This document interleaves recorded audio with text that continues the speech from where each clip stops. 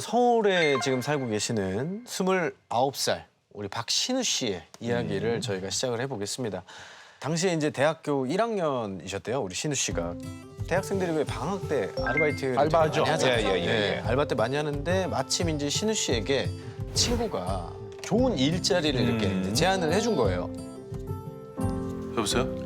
야, 건설 현장 알바인데 거기 딱 나가가지고 일주일만 하면 돼, 일주일만. 사실 건설 현장이라는 약간 게 돈도 고가죠. 임금이 세죠. 단기간에 예. 많이 벌 수 있고 마침 또 타이밍도 너무 절묘하고 쉬는 날 없이 바로 이제 일을 하게 된 거죠. 그래서 이제 친구를 따라서 신우 씨가 일하게 된 곳이 정확하게 어디냐면 여주시 해변에 위치한 중부 내륙고속도로 그곳에서도 터널 공사 현장이었어요. 그래서 이제 신우 씨의 일하는 이 역할이 뭐냐. 이 터널 안에서 덤프 트럭을 이 빨간 지휘봉으로 네. 이렇게 안내를 해가지고 주차 트럭이 바로 들어오게끔. 넣을 수 있게끔 네, 하는 거. 위치랑 이런 것들을 아무래도 이제 안내해줘요. 뭐 네네. 네. 대학생 알바니까 그렇게 그런 일밖에 못 할 그렇죠, 거예요. 그렇죠. 예. 이 일에 있어서 이제 가장 중요한 거를 꼽자면은 바로 납품 증명서라는 걸 받는 거였어요. 납품 증명서. 터널 가장자리에 있는 높은 받침대를 밟고 올라가서 기사님이 주시는 이 납품 증명서를 이렇게 받으면 돼요. 일이 끝나면은. 덤프 트럭은 총 7대가 로테이션을 도는 방식이에요. 그러니까 첫 번째 트럭이 오고 7번째 트럭이 끝나면은 다시 첫 번째 또. 트럭이 오고 이렇게 네. 로테이션으로 계속 도는 방식. 이제 깜깜한 터널에도 일을 하면서 어느 정도 적응을 했고 일도 익숙해진 신우 씨는 이제 기사님들과 친해지게 됩니다. 고생했어. 그래서 막 손도 흔들고 오셨어요? 기사님 이쪽이요. 이쪽으로 막 하시면 됩니다. 유도도 막 해주고 이제 어느 정도 친분이 생긴 거죠. 그렇게 일을 한 지 3일째 되던 날 7번째 트럭을 보냅니다. 그리고 다시 첫 번째 트럭을 기다리던 중이었어요. 근데 이제 얼마나 기다렸을까. 저 멀리서 트럭이 이제 오는 게 보였대요. 근데 다가오는 트럭이 7번째가 갔으면 첫 번째가 와야 되잖아요. 근데 첫 번째가 아닌 거예요. 몇 번째 갔어요? 아무리 터널이 또 어둡고 트럭 생김새가 좀 다르다고 해도 어떤 트럭인지는 구별을 할 수가 있거든요. 근데 그 트럭은 처음 보는 트럭이었어요. 왜 왔지? 이상하게 처음 보는 트럭이었어요. 그래서 신우 씨가 새로 오신 분인가 보다. 뭐 트럭이 하나 더 늘어났나 보다. 뭐 이렇게 대수롭지 않게 신우 씨는 생각을 했답니다. 그래서 이제 똑같이 지휘봉으로 그 트럭을 유도를 하기 시작했죠. 이렇게 이쪽으로 오세요 하고 네. 납품 증명서를 받으려고 트럭 창문 쪽으로 또 갔죠. 올라가야죠. 그 안으로 올라가서 네. 문을 이렇게 싹 창문이 내려가고 납품 증명서를 받으면서 이 기사님의 얼굴을 이렇게 싹 봤어요. 아, 이분이 8번째 기사님이구나. 왜냐면 기억을 해야 되니까. 네. 기억을 해놔야겠다라고 봤는데 기사님이 오니까 이상한 거예요. 약간 좀 이상해요. 어두운데 예. 붉으스름한 선글라스를 쓰고 계시고 머리카락도 검붉은 색으로 염색을 하신 거예요. 게다가 기사님 얼굴에서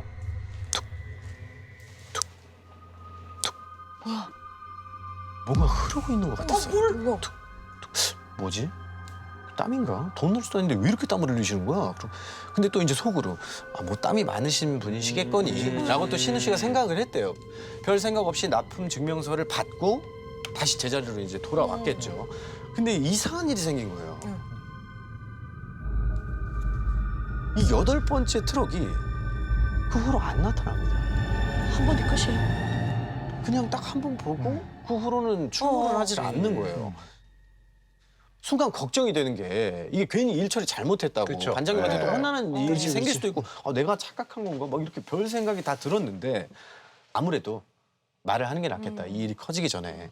그래서 작업 반장님께 점심시간에 본인이 봤던 이 8번째 트럭에 대해서 말씀을 드립니다.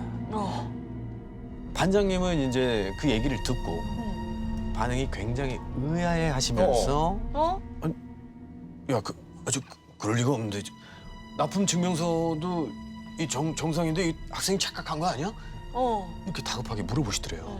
그래서 놀란 신우 씨가 납품 증명서를 이렇게 다시 세어보기 시작했어요. 7대의 트럭이 6번을 돌았으니까 얼마예요? 6, 7에 42. 42장. 거기다가 8번째 트럭이 한 대 더 왔으니까 43번. 총 43장이 돼야 되잖아요. 네네. 그게 총 있어야 할 납품 증명서가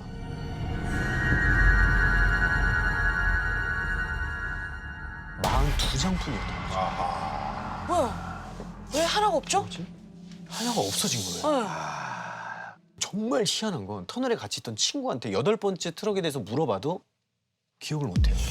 같이 일을 하고 있었는데도 모르는 거예요. 뭐야 꿈을 꾼 거야 뭐야 이거? 아니 신우 씨가 너무 답답하니까 제 차 이렇게 막 설명을 했대요. 아니 그 기사님이 붉은색 선글라스 쓰고 검붉은 머리 스타일 이렇게 헤어스타일 해가지고 땀 뚝뚝 흘리고 그 기사님 몰라 막 이렇게 물어봤는데 응. 아무도. 그때 응. 작업 반장님 얼굴이 되게 어두우시더래요. 막 사색이 되고. 근데 이게 더 이상한 게 다른 인부들과 막 얘기를 나누면서 언성도 높아지고 분위기가 너무 격해지는 거예요. 비밀을 한 거야 뭐야? 그렇죠. 그러니까 신우 씨는 마음이 어떻겠어요? 이거 불편하지. 내가 뭐 잘못한 걸까? 되게 어리둥절하고 내가 뭐 계산 잘못했나? 이 모든 상황을 지켜보시던 인부 한 분이 신우 씨에게 다가옵니다. 그러고 나서 뭐라고 하셨는 줄 아세요? 뭐라고? 그 인부님께서 이런 말씀을 해주세요.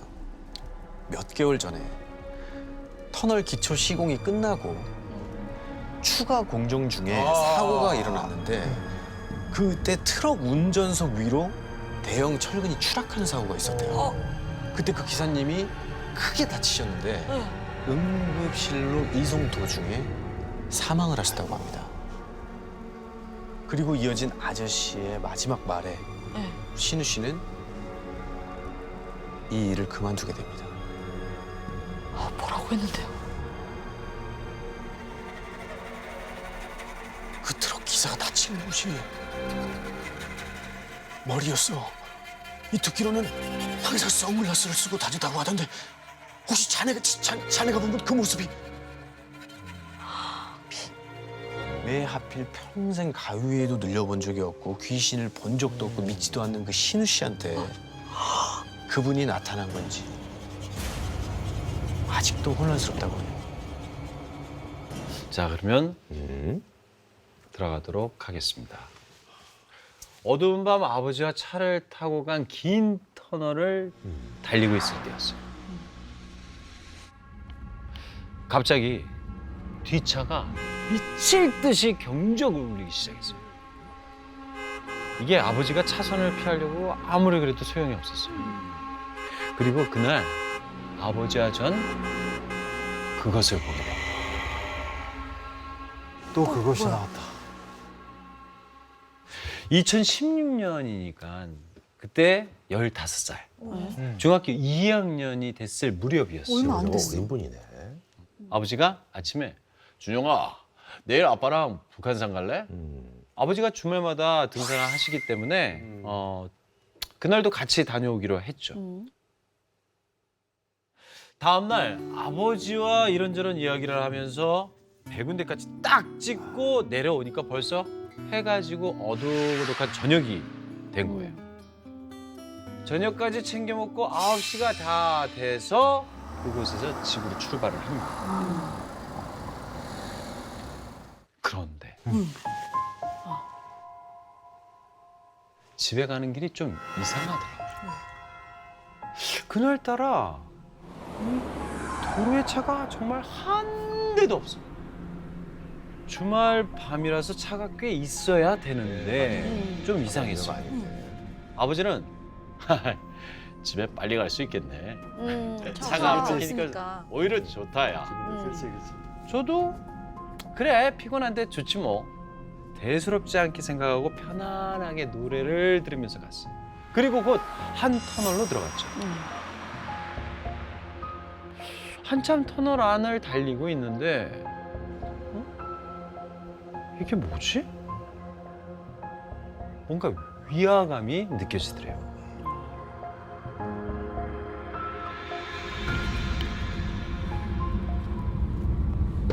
여기 아까 갈 때도 지나갔어요? 아이 그럼 이렇게 길었나?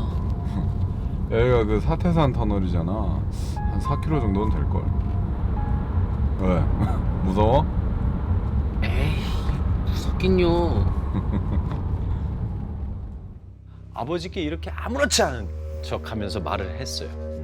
근데 차도 주말인데 안 보여요. 소음도 크고 다른 공간인 것 같은 느낌 섬뜩하더라고요. 그렇게 말없이 조용하게 터널이 끝나기를 기다리고 있는데 뒤에서 짙게 썬팅을 한 차 한 대가 엄청난 속도로 다가오는 거예요. 어. 그리고 금세 우리 차와 가까워졌어요. 아, 그렇죠. 그런데 그때 뒤에서 따라오던 차가 갑자기 번쩍번쩍 상향등을 어. 켜대는 거예요. 응. 경적까지 울리기 시작했어요. 그러니까. 아무 문제 없이 주행하고 있던 아버지는 무시하고 그대로 그냥 갔어요. 왜냐면 자기가 뭘 잘못하거나 그치. 신호 위반을 한 그치, 게 그치. 아니니까. 그렇죠. 그런데 갑자기 그 차가 응. 사고 나겠다 싶을 정도로 가까이 오는 거예요. 오, 왜 그러지? 거야? 아버지는 급하게 차선을 바꿔서 피했어. 응. 근데도 그 차는 차선을 바꿔서 따라오는 거예요. 또 차. 상향등 불빛이 반사되니까 아버지는 앞을 계속 보려고, 왜냐면 이제 곧 터널이 끝나니까 조금만 나가면 되는데 몸을 이렇게 움직이고 저리 움직여도 이 빛이 쫓아오니까 어. 화가 나는 거야. 응. 근데 난폭하게 운전하던 차가 갑자기 오른쪽으로 확 갔더니 갓길 쪽으로 차를 세우는 거야. 어. 방금 위험했던 상황에 화가 잔뜩 난 아버지가 이제까지 상향등을 킨 차를 향해 달려갔어요. 응. 아, 좀 걱정이 됐어. 그치. 왜냐면 불상사가 가서 많이 아빠가 일어나요. 싸울까 봐. 네, 맞아 맞아. 가서 싸우게 되면 일이 좀 커질 수도 있는 건데 잔뜩 긴장한 채로 아버지 쪽을 유심히 바라보고 있는 거야. 근데 아버지가 잠시 얘기하는 것 같더니만 갑자기 우리 차 쪽을 보는 거야. 응. 그리고 다시 운전자와 얘기를 또 하는 거야. 응. 그리고 꽤 길게 얘기를 나누더니 아버지가 갑자기 얼굴이 창백해져가지고 무슨 일 있나 보다. 뛰어오는 거야. 어. 아빠 왜요? 아버지는 아무 말씀 안 하시고 이게 열리지 않았는지 계속 반복해서 확인만 하시는 거예요. 그게 뭐야? 썬루프. 썬루프 위에 있는 거. 이상하잖아요. 갑자기 얘기를 하고 와서 갑자기 문을 잠그더니 썬루프가 열렸는지 안 열렸는지를 계속 확인해요. 기괴하네. 그래서 무슨 일인지 다시 여쭤봤는데도 아버지는 어떤 반응도 안 하고 아무 소리도 안 들린다는 듯이 바로 차를 출발시켰어요. 그런데 아까 그 난폭 운전을 했던 그 차는 출발하지도 않고 서 있어. 그대로 서 있는 거예요. 갓길에. 차는 조용히. 아버지의 그런 모습을 처음 봐서 그치, 그치. 말을 꺼내기가 아들도 정말 놀라지. 어려웠어요. 그렇지. 그러다가 딱 아버지를 봤는데 겁이 난 것처럼 아, 질렸어.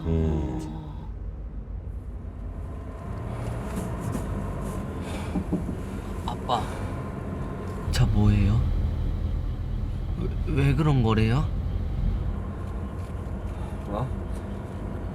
아까 말이야. 이야기를 듣고 집에 가는 내내 정말 찜찜하더라고요. 찜찜하지. 현상이다. 무슨 얘기야? 무슨 얘기인데? 뭐야 도대체? 화가 난 아버지가 차에서 내려서 그 차 운전석 막 두드려. 응. 저기요. 운전을 이런 식으로 하시면 어떡해요? 지금 애도 타고 있는데. 좀 내려보세요 이거.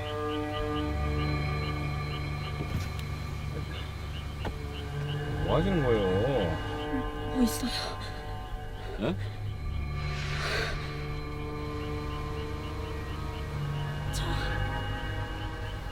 차 위에 뭐가 있었어요. 아유 진짜 계속 뭐라는 거야? 운전 진짜 이런 식으로 하시면 안 돼요. 이런 식으로 하는 게 아니고요. 짐승 같은 게 있었다니까요.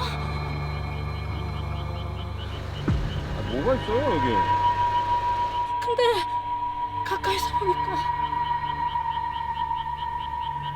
여자 같았어요. 진짜 뭐가 있다는 거예요 진짜.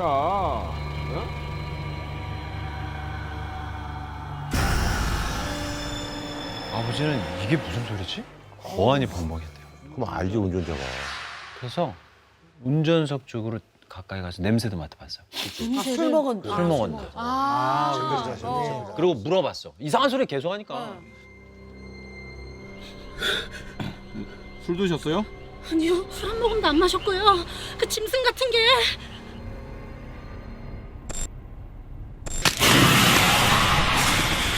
썬루프를 어떻게든 연락을 했다니까요. 아 이거 뭐야? 그 여자같이 생긴 계속 열려고 했는데 그래서 아버님이 썬루프로 확인을 계속 한 거구나. 그래서 아버지 놀래 진짜. 아버지가 놀라서 다급하게 운전사 얘기 듣고 빨리 차로 온 거예요. 찜찜한 마음에. 뭔가 썬루프가 확실히 열려 있는지 잠겨 있는지 재차 확인한 거예요. 이 얘기를 아들한테 하니까 집에 가는 내내 기분이 찜찜하다. 너무 찜찜하지. 아, 나 위도 못 올라. 계속 가면서 혹시나 열리지 않았나? 계속 썬루프 쪽을 보면서 갔어요. 그리고 마침내 집 근처에 다다랐어요. 뭐야? 차 천장에서 뭐가 긁는 소리가 계속 나는 거예요. 계속? 옆에 뭐 단 게 아니라. 차 천장에서. 뭐야?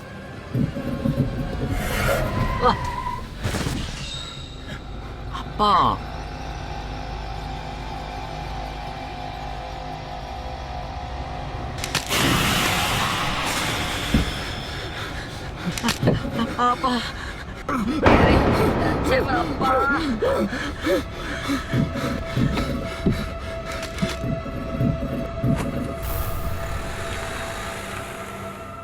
집 앞에 차를 대충 세우고는 둘이 손을 꼭 잡고 집으로 뛰쳐들어갔어. 집에 들어와서도 떨림이 멈춰지지도 않고 쉽사리 진정도 되지 않았어. 혹시라도 우리를 응시했던 그 괴물이 따라올까 봐 다급히 창문으로 다가가 슬며시 골목을 봤어.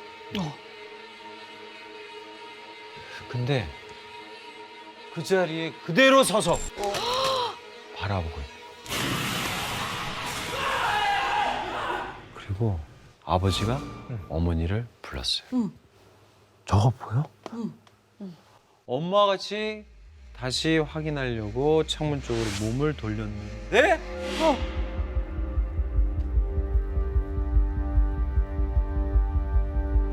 그 짧은 순간에 없었어. 사라져버렸어.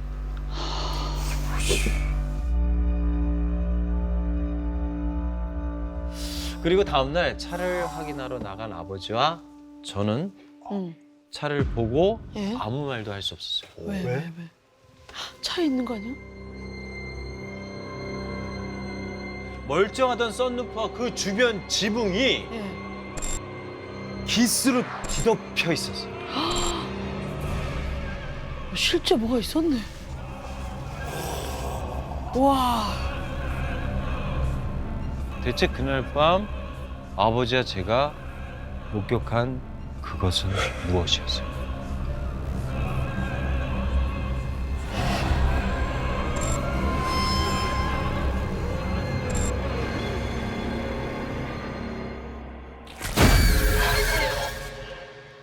아, 직접 얘기해 보니까 어땠어요? 항상 듣다가. 근데 예. 나는 내가 얘기를 하면서도 무섭긴 또 처음이야. 그렇게 느껴졌어. 나는 내가 아빠로서 뒤돌아보는데 진짜 저기 있는 귀신을 보는 것 같은 느낌인 거야. 뭐였냐면 터널을 이렇게 가잖아요. 근데 그 뒤 차량 있잖아요. 그 여자 운전자. 그 여자 운전자가 썬루프 계속 열려고 하는 그 귀신을 다 본 거 아니에요? 움직이면서 머리 다 날리면서. 그게 나 막 계속 상상돼가지고 너무 무서운 거야. 보다 어쨌든 굉장히 무서울 것 같고. 왜냐면 그래서 이제 이 사람도 너무 놀래가지고 아마 그래서 자기가 진정시키느라고 운전을 못했던 것 같아. 아, 그리고 그러네. 이분이 후일담을 직접 영상으로 또 인터뷰로 본인이, 보내줬다는 거죠? 직접 아. 겪었으니까 네네네. 이분의 목소리로 들으면 더 생생하게 느껴져요. 아하. 자, 음성입니다. 네, 함께 들어볼까요? 처음엔 술 먹은 여자인 줄 알았어요, 진짜. 처음에는 동물이라 그랬어요 저한테. 말이 개 막 뭐 바뀌었구나. 이런 지붕에 붙어있어 따라간다 뭐 그랬다가 자기가 이제 가까이 접근했을 때는 그게 동물이 아니었다고 사람인 것 같다. 가까이서. 머리서 봤을 때 믿었죠 동물이었는데. 처음에. 근데 그 여자도 벌벌벌 떨고 있으니까 차 타고 바로. 그리고 되게 찜찜했는데 그게 나중에 보니까 거의 뭐 진짜 썬루프 주변 지붕에 도색이 벗겨질 정도로 벗겨졌다고 도색이 아예? 날카로운 걸로 막 긁어놓은 듯한 긁힘이 확인이 돼서 섬뜩했죠. 뿐만 아니라 또 아들 영상이 또 준비가 돼 있어요. 그래 아들이 오. 네. 누군가 두 양손으로 이렇게 긁은 그런 자국 기스가 보였거든요. 위에서 이렇게. 그래서 좀 섬뜩했죠. 그래서 다음 날에 아버지랑 저랑 블랙박스 영상을 확인해 보았는데 그 존재가 그치. 찍혀 있지 않은 거예요. 아, 그래서 이게 사람이거나 이게 짐승이거나 하지 않은 그런 존재구나라고 해서 그때 당시에 트라우마로 남아가지고 저는 혼자나 단둘이 썬루프 있는 차량을 이용하지 못하고 있고요 아직까지. 그럴 것 그래서 같아. 그치. 썬루프 없는 차량을 요즘은 이용하고 있습니다. 근데 저도 이제 그 캠핑 좋아하고 막 이러니까 오. 막 이런저런 뭐 다들 이렇게 오잖아요. 근데 제가 그 사패산 터널을 왜 이렇게 오서 익숙하지 했는데 저도 들은 적 있어요. 그 사패산 터널 지나갈 때 짐승이 보인다는 이런 목격담이 여기저기서 많이 들려오고 있거든요. 원래. 안에서요? 예. 맞아. 사업소 이렇게 달리면 너무 길기 때문에 그 회색으로 둥글어가지고 맞아. 끝내고 가면 사실 그 자체로 굉장히 좀 무섭긴 해요 거기가. 부산에서도 굉장히 유명한 터널이 있어요. 부산. 네, 그 뭐예요? 함령 터널이라고. 오, 가봤는데. 국내에서 교통사고가 가장 많이 발생하는 1위. 교통사고 1위 터널.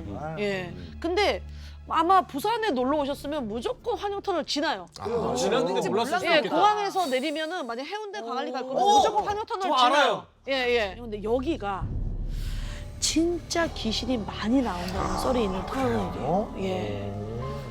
그 의문의 여고생이 갑자기 확 나타났다가 터널 안에서. 예, 갑자기 확 사라진다. 오호. 이걸 본 운전자들이 너무 많은 거예요. 그래서 그 베테랑 택시 오래 하셨던 분들은 네. 어지간하면 거기를 이걸 안 안 가요. 가려고 하는 맞아요. 분들도 돌아가더라도 굉장히 많고 거기를 안 가려고. 혹시 뭐 불가피하게 가게 되면은 미리 얘기를 하죠. 여기 혹시 뭐가 스쳐가거나 뭐가 보이면은 그냥 신경 쓰지 마세요. 라고 그게 미리 진짜 얘기해주는 기사님도 계세요. 그런 얘기하지 마요. 너무 하신 거 아니에요? 그게 밤에 지날 때 밤에. 낮에는 괜찮고. 아니 근데 그 얘기를 밤에 갑자기 지날 하고 들어가면 너무 진짜 좋지, 무서울 것 같아요. 그렇지. 차라리 말을 하지 말지.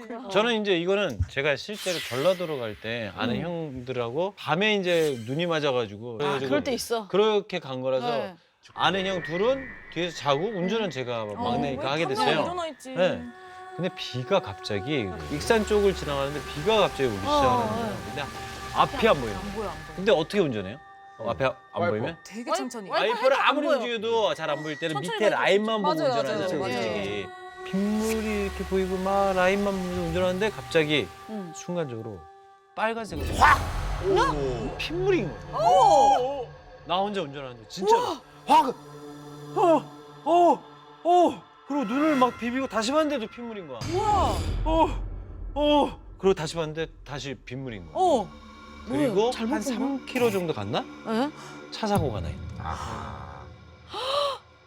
만약에 제가 고속도로 계속 세게 그거 유지하고 갔으면 그 차도 막았어요. 그치 안 보였으니까 앞에. 네. 예. 너무 놀랐어요. 아직도 그 핏물이 생생해요. 하늘에서 오는 건 빗물이었고 바닥은 핏물이니까 알잖아요. 빗물하고 핏물의 그 차이를. 약간 경고를 한 건가요? 그런가 봐요.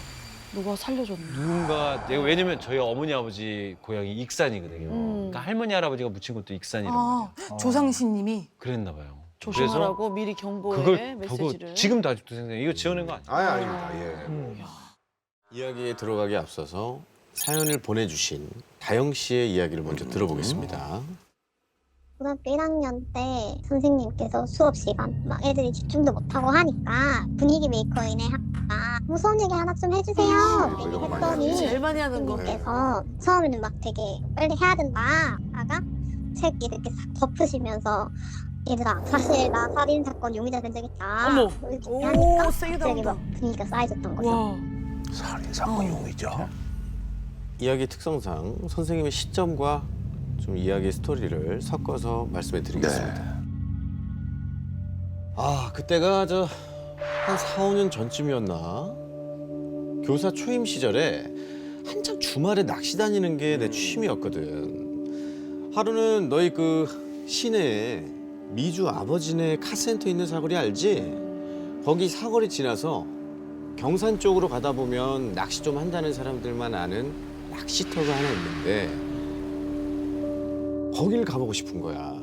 그래서 차 뒷좌석에 낚싯대랑 찌랑 아이스박스랑 챙겨서 거기까지 갔지. 근데 가보니까 고기 잘 잡히는 상류 쪽에 생각보다 차가 꽤 있는 거야.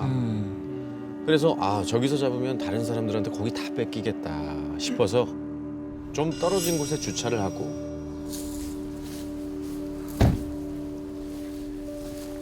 챙겨온 것들이랑 트렁크에 있는 캠핑 의자도 다 꺼냈어.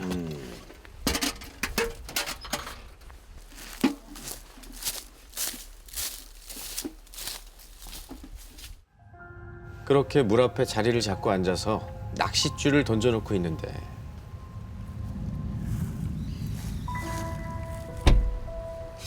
뒤쪽에서 갑자기 뭔가 내려치는 듯한 그런 소리가 들리는 거야. 놀라서 뒤를 확 돌아봤더니 저 멀리 세워둔 차 뒤편으로 뭔가 사라지는 것 같더라고. 솔직히 차에 뭐 중요한 물건도 없고 움직이기도 귀찮고 그냥 신경 끄고 낚시나 마저 했지. 그러다가 어둑어둑해질 때쯤 뭐 이제 가야겠다 싶어서 잡은 고기들이랑 짐 다 챙겨서 뒷좌석에 몰아넣고 출발을 했어. 그런데 좌회전을 하는데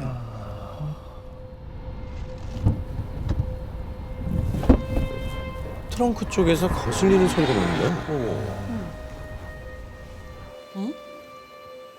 하고 다시 우회전을 하는데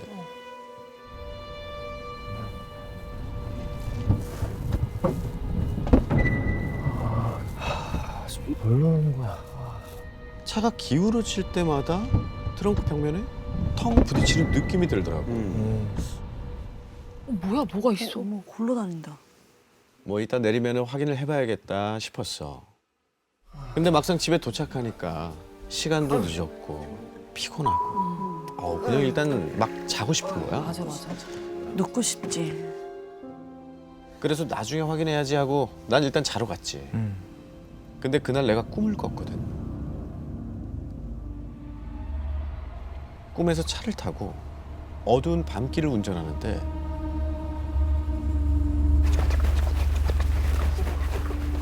이상한 소리가 뒤에서 나는 거야.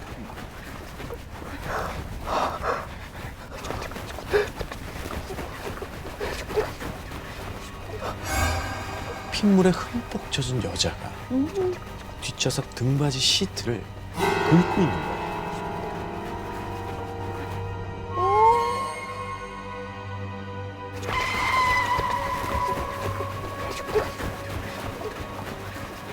그리고는 뒤를 돌아봤지. 그 순간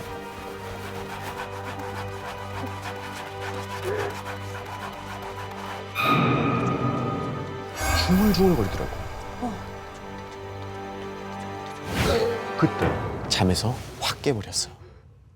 아 뭐야 거기서 깼다고요? 그 여자 얼굴이라도 봤어야죠. 전형적인 루틴이네. 네, 그렇습니다. 이 맥을 기가 막히게 탁 끊는 설명에 여기저기서 원성이 아주 빗발쳤어요. 하지만 선생님은 아랑곳하지 않고 다시 얘기를 이어갔죠. 봤어. 봤는데 그 시선이 진짜 소름 끼쳤거든. 당장이라도 누구 하나 찢어 죽일 것처럼 시퍼렇게 날이 서 있는 거야. 더 큰 문제는 그날 뒤로 매일 꿈에서 그 여자가 나타났다. 그러다가 주말에 여자친구랑 캠핑하러 가기로 했거든. 둘이 차를 타고 가는데 야, 좋다. 날씨 놀러 가니까 좋지. 오빠, 왜? 아까부터 소리 계속 거슬리던데 저거 뭐야? 글쎄, 일주일 전부터 소리 나던데 아직 확인을 안 해봤네. 이따 내려서 같이 확인해보자. 같이 확인해보자. 아니 솔직히 일주일 내내 출근할 때마다 저 소리가 계속 나기는 했는데 맨날 퇴근하고 기절하느라 그동안 그냥 무시하고 있었거든. 좀 확인 좀 하지. 아 오늘은 진짜 빼야겠다 결심을 하고 캠핑장에 도착해서 트렁크 문을 열었지.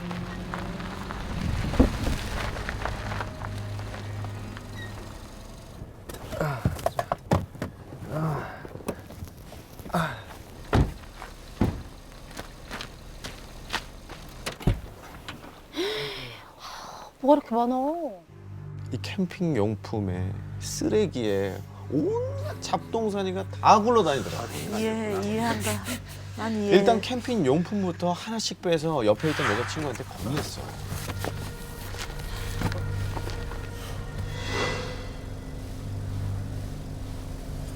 이게 뭐지? 그러게, 저 못 보던 건데.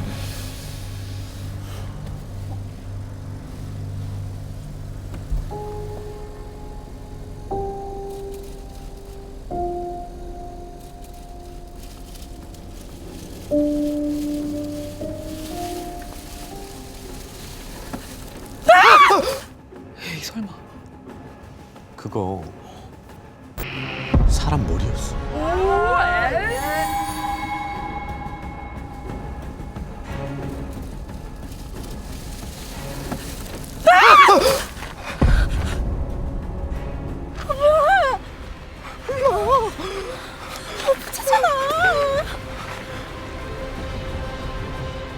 어떻게 사람 머리를 일주일씩이나 시체 썩는 냄새 이런 거 났을 거 아니에요. 아니 이상하게 그런 냄새가 안 났어. 아무튼 여자친구 비명에 주변에서 사람 몰려오고 막 신고하고 경찰까지 왔지. 근데 일단 시체가 내 차에서 발견됐잖아. 그럼 난 뭐 빼도 박도 못하고 용의자로 경찰서에 끌려가는 거지.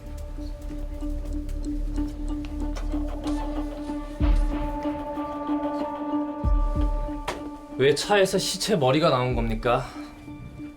이 시체 주인 아는 사람이에요? 저 진짜 아무것도 몰라요. 그냥 트렁크에서 짐 꺼내다가 본 건데. 아니, 이 본인 차에 목 잘린 시체 머리가 있었다고요. 근데 그걸 모른다는 게 말이 됩니까? 근데 참 갑갑한 게 시체 쪽도 머리뿐이라서 지문도 없고 신원을 파악할 수가 없는 거야. 그렇지.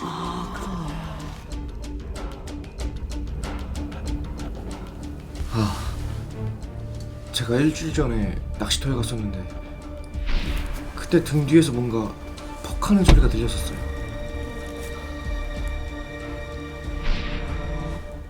그럼 그 소리가 일단 뭐 생각나면 연락 주세요.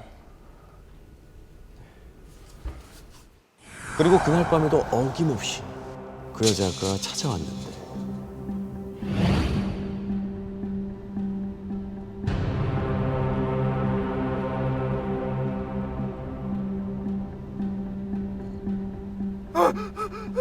여자가 평소랑은 다르게 조수석에 가만히 앉아있더라고. 그 상태로 평소처럼 중얼중얼거리는데 그게 조금씩 들리기 시작하더라고. 저 여자 트렁크에 있던 머리 주인이구나.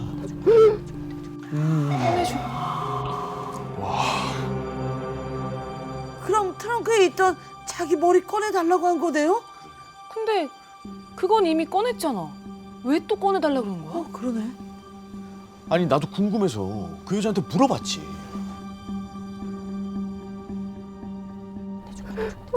그쵸. 트렁크에 있는 거라면 이미 보냈는데.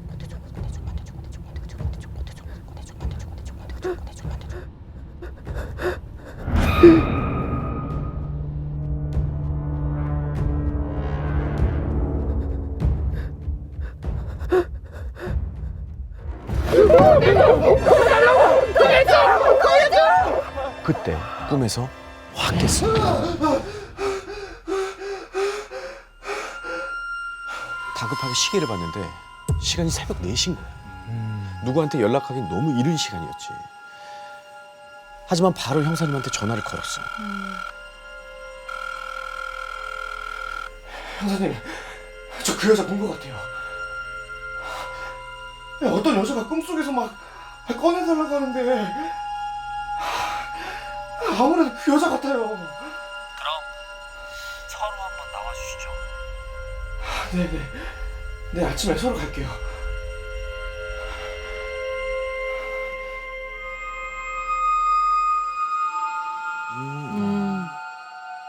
그래서 아침에 경찰서에 갔더니 내 꿈에 나온 여자 생김새대로 몽타주를 만들어 보자고 하시더라고요. 제목이 와.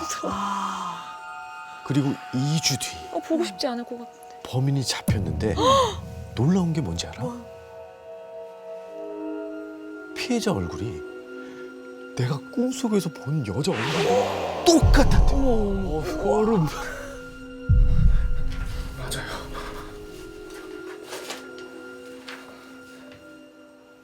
야, 그럴 수가 있구나. 그리고 알고 보니 범인은 피해자인 남자친구였는데 모텔에서 둘이 싸우다가 홧김에 피해자를 죽인 거야. 그리고 시체를 토막내서 몸통은 내가 낚시하던 그 저수지에 던지고 던졌구나. 머리는 따로 보관하고 있었는데 시체 머리가 점점 썩어가는 걸 보면서 이것도 처리해야겠다 싶어진 거야. 그래서 처리하려고 들고 나왔다가 때마침 내 차 트렁크가 열려 있는 게 보였던 거지.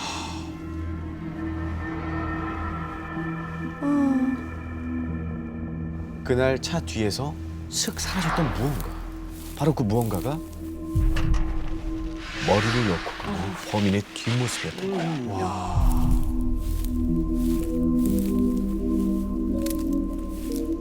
아마 그 여자는 물속에 있는 자기의 나머지 시신을 꺼내달라고 날 또 찾아온 것 같다.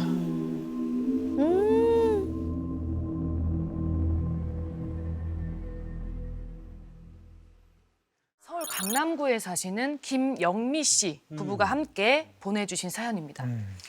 사연 속 우리 주인공 분들 화면으로 먼저 만나보시죠. 기대가 많이 됩니다.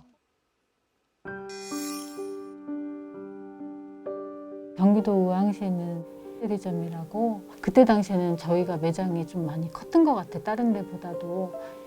근데 저녁에 한 40대나 30대 후반 정도의 남자분이 한 10시 넘어서 들어오시는 거예요. 근데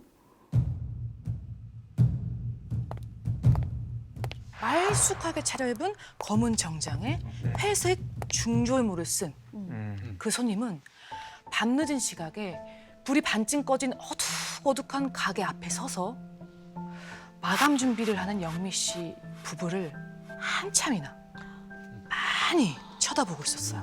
아, 불안하다. 이상한 기분이 든 영미 씨가 남편을 부르려는 순간 저 지금 들어가도 되나요? 어느새 문 앞으로 다가온 그 손님이 묻는 거예요. 영미 씨 생각에는 시간도 늦었고 마감했는데. 느낌도 이상하고 보내야겠다 생각을 하면서 입을 여는데 그럼요. 괜찮습니다. 얼른 들어오세요. 평소에 남부터 거절을 못하는 남편이 눈치 없이 가게로 들어오라고 한 거예요. 불러드려버렸네. 결국 영미 씨 부부는 밤늦은 시각 찾아온 그 손님을 받을 수밖에 없었어요. 가게 안을 한번 쓱 둘러본 그 손님이 고른 건 바로 오디오 세트. 그런데 밤늦게라도 괜찮으니까 오늘 안으로 꼭 갖다 주세요. 꼭이요. 밤에? 시간이 늦어서 내일 배달해 드릴게요 했는데 굳이 꼭 오늘 갖다 줘야 된다고 거듭 얘기를 하는 거예요. 결국 마감을 모두 끝내고 밤 11시가 넘은 늦은 시각 영미 씨 부부는 퇴근하는 길에 마지막 손님이 주문한 오디오를 배달하러 가게 됐죠.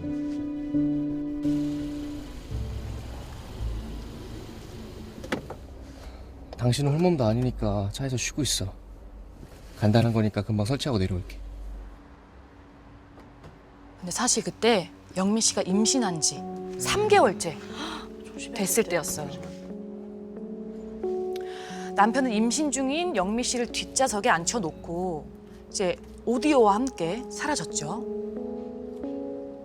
그런데 오디오가 뭐 큰 것도 아니고 사실 오디오 설치라는 게 오래 걸리질 않잖아요. 그렇지. 근데 생각보다 시간이 오래 걸리셨대요. 가로등 불빛이 드문드문 켜진 횡한 주차장 한복판. 아무도 지나가지 않는 늦은 시간에 혼자서 가만히 남편을 기다리고 있으려니까 영미 씨가 슬슬 졸음이 쏟아지기 시작했어요. 임신했으니까 또 졸립죠. 맞아요. 졸립잖아요. 꾸벅꾸벅 졸다가 어느 순간 정신을 퍼뜩 차렸는데 어느새 운전석에 남편이 앉아있더라고요.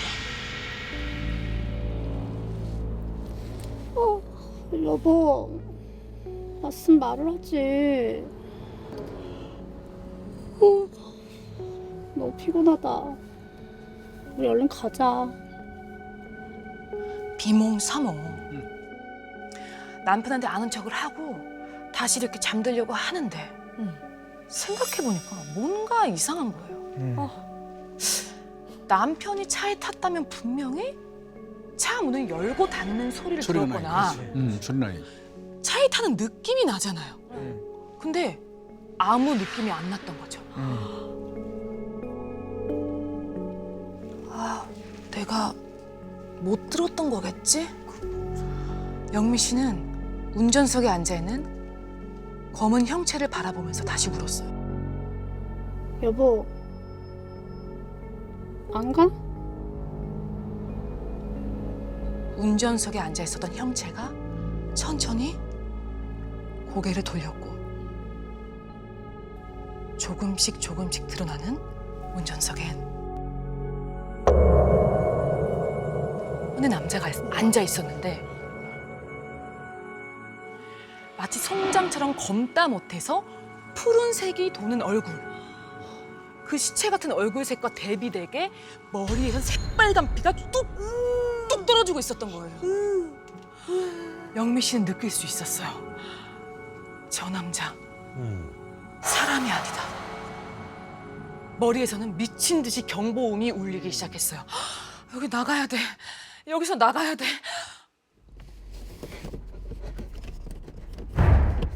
다급하게 문 손잡이를 더듬었어. 찾느라고.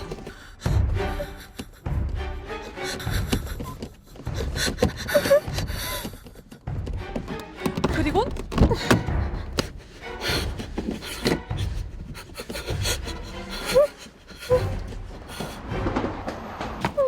빠져나와서 정신없이 달리기 시작했어요.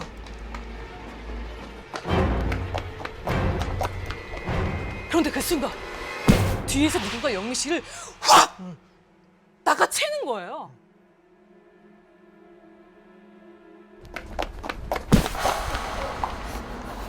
무슨 일이야? 아니 왜 그래? 익숙한 목소리에 정신없이 고개를 좀 들어보니까 다행히 남편이었던 거예요. 다행이야. 영미 씨는 밀려오는 안도감에 그 자리에 주저앉아서 펑펑 울었어요. 여보 차에. 차에 왜? 차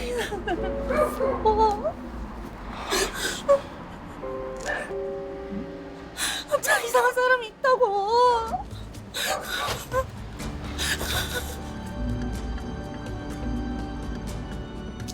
차에 뭔가 있는 것 같다는 영미 씨의 말에 남편이 차를 확인했지만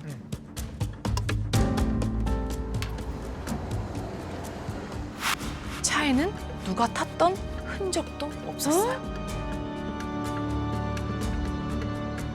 고개를 숙이고 있어서 그런가? 진짜 이런 사이즈나 이런 게 아닌 거예요.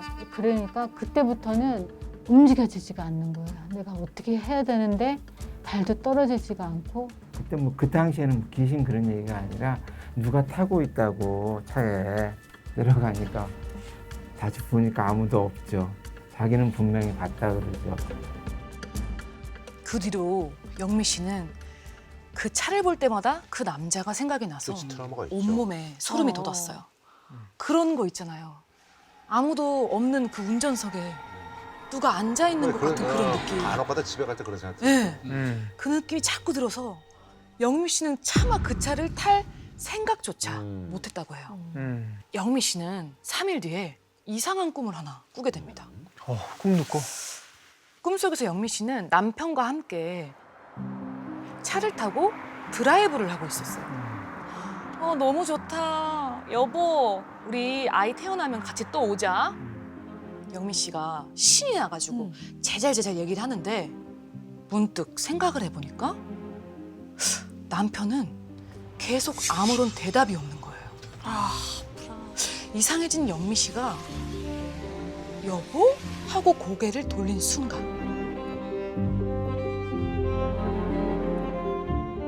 운전석엔 얼마 전 차에서 봤던 그 끔찍한 몰골의 그 남자.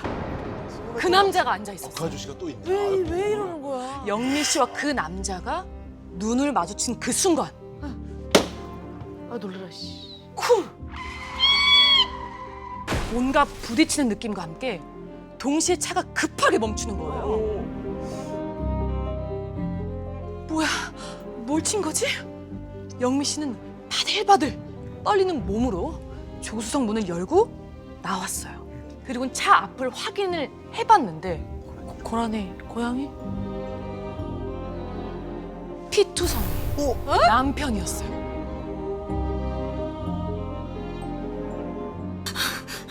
그 순간 영미 씨는 그대로 잠에서 깨어났어요. 숨을 막 몰아쉬면서 놀래서 막 주변을 살펴보는데 옆에 누워있어야 될 남편이 없는 거예요. 어디야 뭐야? 영미 씨가 놀라서 이제 침대에서 뛰쳐나와서 문을 벌컥 열었더니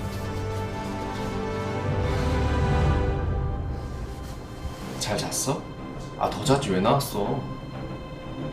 다행히 남편이 거실에 있었던 거예요. 안도의 한숨을 탁 내쉬는데 자세히 봤더니 남편이 나갈 준비를 하고 있어요. 당신 근데 어디 가? 아, 오늘 그 대리점 사장들 회의 있다 그랬잖아. 나 그 회의 갔다가 바로 출근할게. 당신 먼저 가 있어. 영미 씨는 꿈속에서 봤던 그 남자가 생각이 나서 이런 생각이 나니까 왠지 남편을 이대로 보내면 안 될 것 같은 거죠. 오늘만 그 회의 빠지면 안 될까? 나 꿈자리도 너무 사납고. 꿈?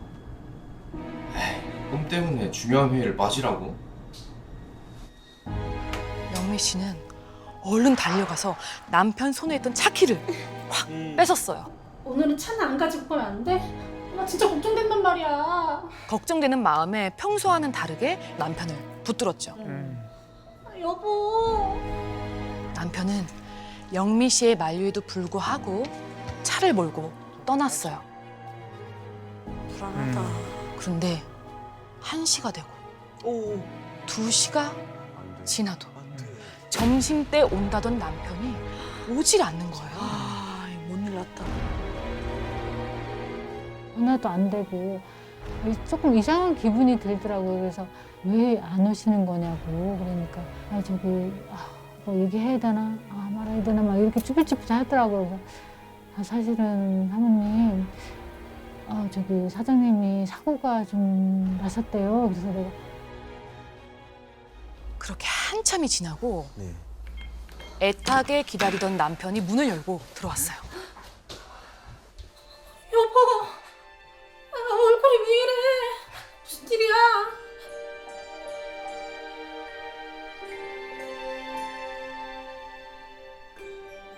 얼굴이 왜 이래? 무슨 일이야? 놀란 영미 씨에게 남편이 해준 이야기는 이랬어요.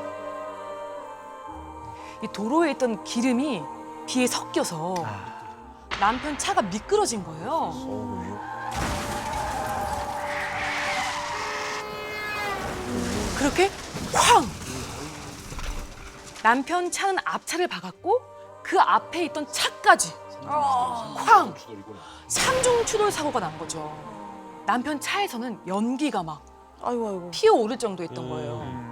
그 차 사이에서 나온 남편이 너무 멀쩡했던 거죠. 네. 이마에 난 작은 상처. 그게 끝이었어. 라제트가 터진 것 같더라고요. 본넷은 찌그러져서 확 올라와 있고, 아 이거 뭐 큰 사고다. 핸들을 틀었으면 반대편에서 오는 차하고 충돌했어요. 그러면 거의 직사 아니면 중상이고, 나중에 생각하니까 이게 내 의지가 아니었다 그런 생각이 드는 거예요. 이 이야기를 모두 끝낸 남편은 이런 말을 덧붙였어요. 근데 이상하게 차가 미끄러질 때 꼭 누가 핸들을 같이 꽉 잡아주는 느낌이었달까? 다행이다. 와, 이럴 수도 있구나. 진짜 신기한 사연. 누군가 핸들을 잡아주고 있었던 것 같았다는 남편의 말. 그 말에 영미 씨는 문득 꿈에서 핸들을 꽉 쥐고 있었던 그 남자가 생각이 났어요. 뭐지? 그 귀신이 남편을 도와준 건가? 야, 이거 모르겠는데. 사실 이 뒤에 충격적이고 놀라운 비밀이 숨어 있습니다. 뭐야? 이게 풀렸어? 사고가 있고 며칠 뒤에 오랜만에 보는 남편 친구가 집으로 찾아온다고 하는 거예요.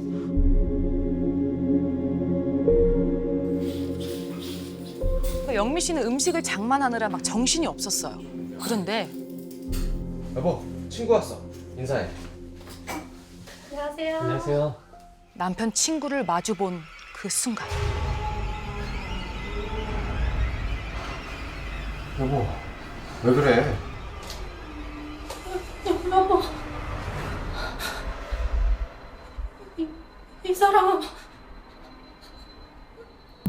그 남자랑 똑같이 생겼어. 넓은 이마와 짙은 눈썹, 그리고 그 형령한 눈빛까지. 운전석에 앉아 있었던 그 남자랑 똑 닮은 거예요. 영미 씨는 그 무섭고 소름 끼치는 그 남자가 바로 눈앞에 있다는 느낌에 제대로 숨도 쉴 수 없었어요. 왜 똑같은 사람? 그 남자? 아, 그 남자가 누군데? 그 남자. 그날 내가 차에서 봤던 그 귀신. 영미 씨 말에 남편은 어리둥절해하며 친구를 바라보더니 갑자기 뭔가 떠오른 듯이 아! 하고 외치는 거예요. 아!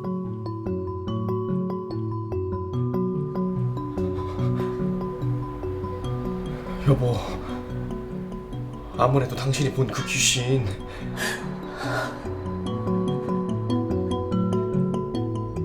이 친구네 아버님 같아.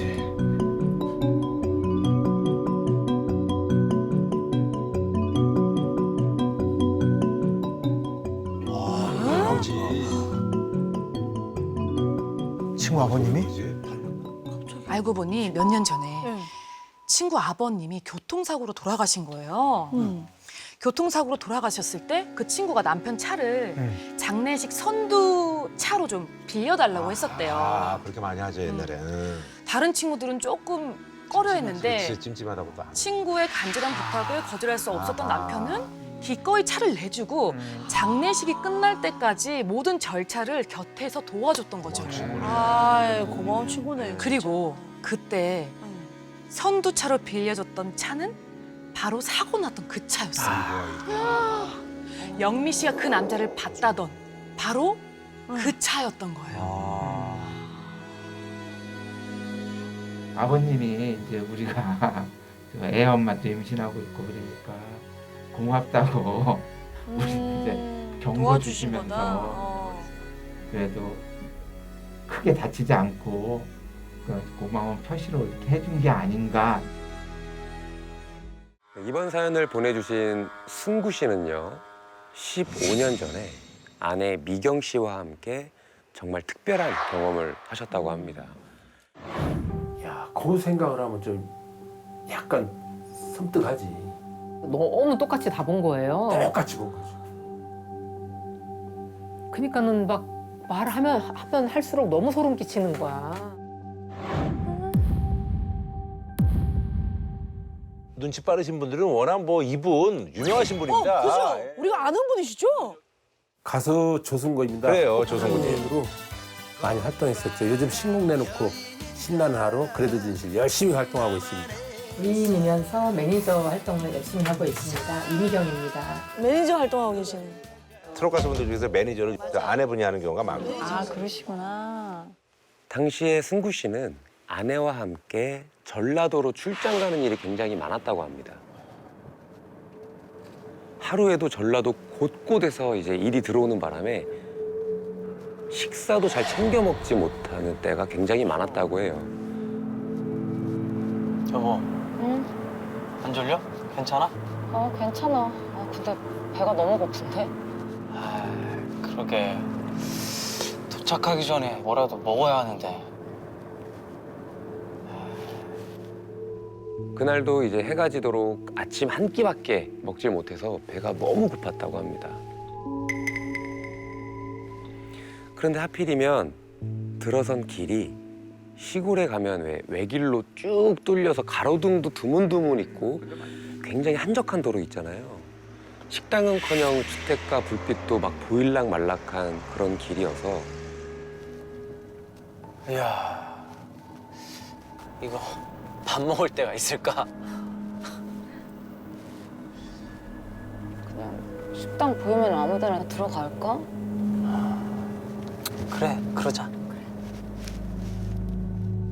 뭐라도 보이면 음식 종류를 가리지 말고 그냥 들어가서 먹자. 걸리면 먹자. 네. 그렇게 깜깜한 외길 위를 쭉 달리면서 두리번 식당을 찾던 바로 그때 뭐야? 뭔 소리야? 뭐 나타나? 당신 왜 그래? 앞에. 앞에?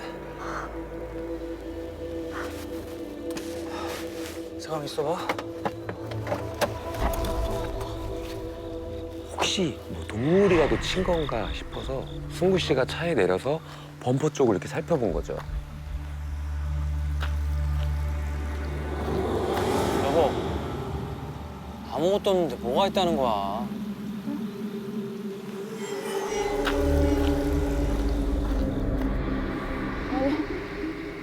일단 할머니가 달려던 것 같았는데. 할머니? 뭐지? 근데 미경 씨 말로는 갑자기 도로 한복판에 한복을 곱게 차려입은 할머니가 나타났다는 거예요. 아니 이 사람이 지금 안개가 짙어서 잘못 봤나? 그럴 수도 있어. 그때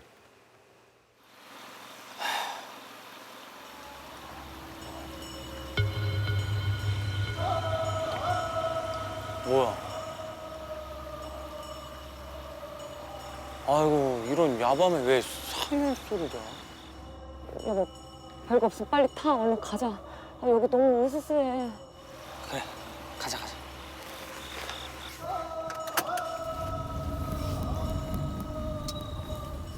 두 사람은 다시 차를 타고 이 깜깜한 2차선 시골길을 자동차 불빛 하나에 의지한 채 다시 달리기 시작했습니다. 그런데 식당이 있으면 얼마나 갔을까요? 저 멀리 조그마한 불빛이 하나 보이는 거예요. 저거 뭐지? 저 불빛 있는데? 식당인가? 그런 거 같은데?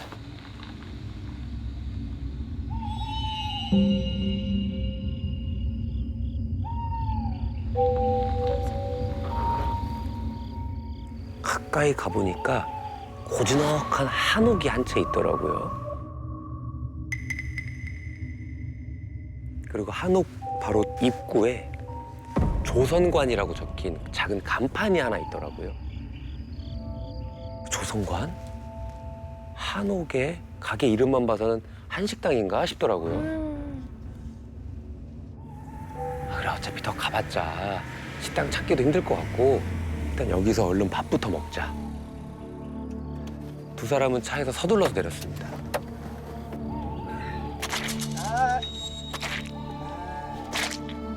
구두에 흙 다 묻었네. 이거 뭐야? 진짜 짜증나. 여보 좀 짜증이 났지만 가자. 승구 씨와 미경 씨는 일단 식당으로 향했습니다.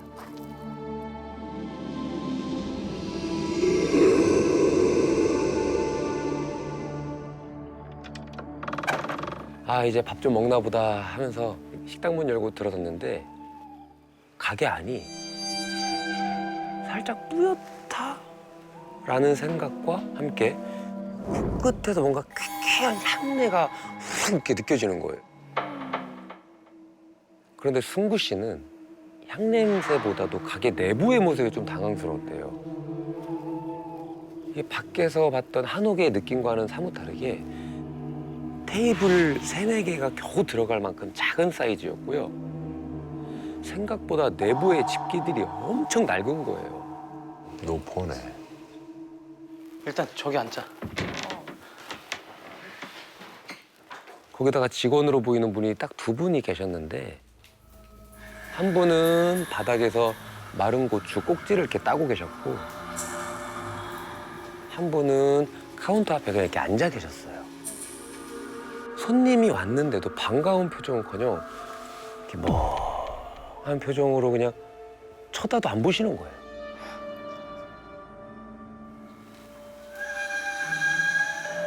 잘못 온 것 같지? 간단히 먹고 나가자. 그렇다고 그냥 나가기엔 또 배가 너무 고파서 얼른 배나 채우고 나가자 싶어서 일단 자리를 잡고 앉았습니다. 딱 봐도 요리를 시켰다가 망할 것 같아서 여기 삼겹살 2인분이랑 밥 2개 주세요.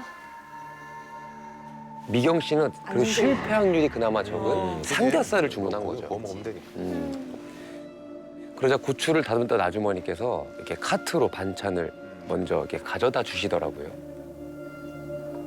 근데 승우 씨가 가만히 차려지는 이 반찬들을 보고 있으려니까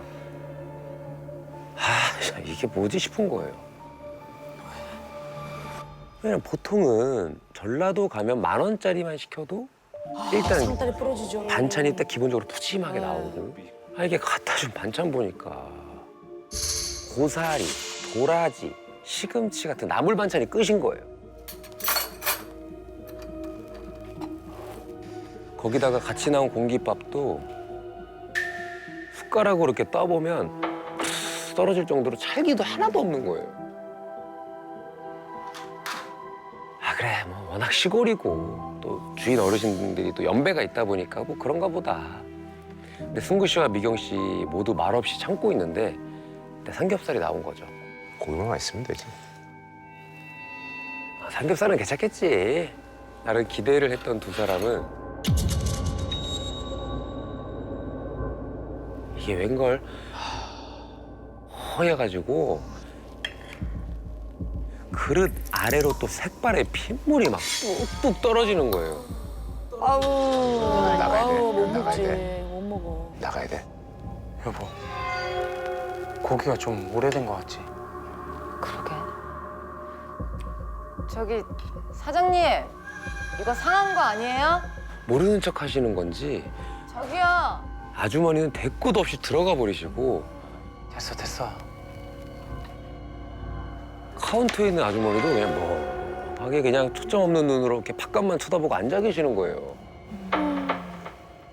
고기를 일단 불판 위에 올렸대요. 근데 보통 삼겹살 불판에 올리면 기름기가 있어서 치 하면서 이렇게 지글지글거리면서 익잖아요. 근데 이건 물에 담가 놓았던 삼겹살 마냥 아무리 기다려도 익질 않는 거예요. 아이고 이거 먹을 순 있나 생각하던 그때 왜? 아, 이거 뭐야 이거? 맛이 이상해? 상한 거 같은데? 그러니까 미경 씨는 얼른 도라지를 들어서 냄새를 맡아봤어요. 신냄새가 가득 올라오는 거예요. 그 옆에 있던 시금치, 고사리도 다 마찬가지였습니다. 고기도 아니고. 아 저기요. 여보, 됐어. 하지 마.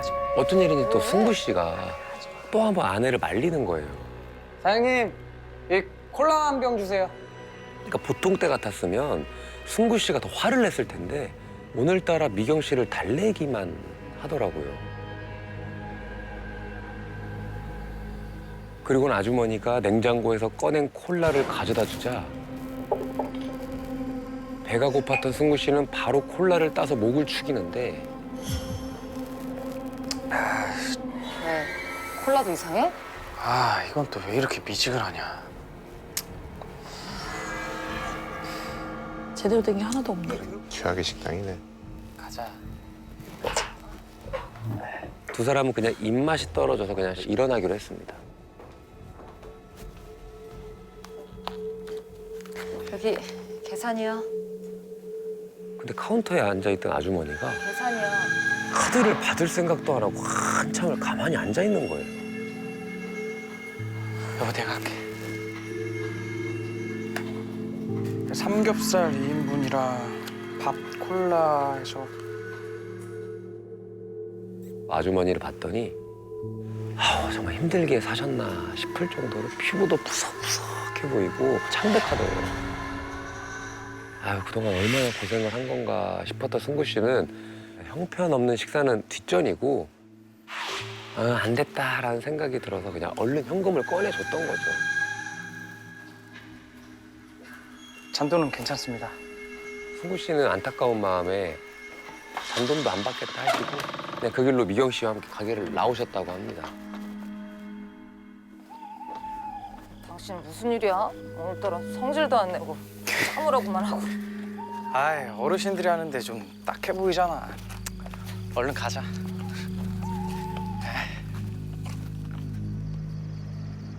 그렇게 두 사람은 찝찝한 기분을 가진 채 10분 정도를 더 달려서 마지막 일터를 찾아갔습니다.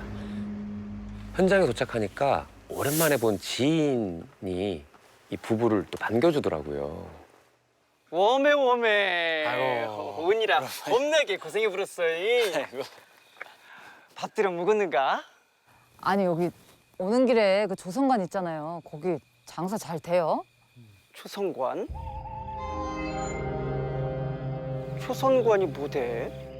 아니, 그 한옥으로 된 식당이 여기 있잖아요. 아따, 이 짝길로는 식당이 한 개도 없는지. 저희들이 왔던 그 길에는 식당이 하나도 없다는 거예요. 와, 어디 간 거야? 뭐야? 그래서 부부는 식당의 외관과 이름, 그 위치를 열심히 설명했대요. 근데 지인의 말로는 그 자리엔 아무것도 없다는 거예요. 태어날 때부터 임실에서 살았던 토박이라 이 주변에 대해서는 모를 수가 없거든요. 당신 구두랑 이 흙도 이렇게. 근데 두 사람의 신발은 식당 주차장에서 묻었던 흙이 그대로 남아있는데 정말 이상한 거죠. 와, 대박이다. 다음 날 두 사람은 어제 식당에 있던 자리로 차를 몰고 한번 가봤어요. 와, 대단하시다. 행사장에서 식당으로 가는 길은 딱 하나입니다. 여기쯤이었는데. 그치. 왜 안 보이지?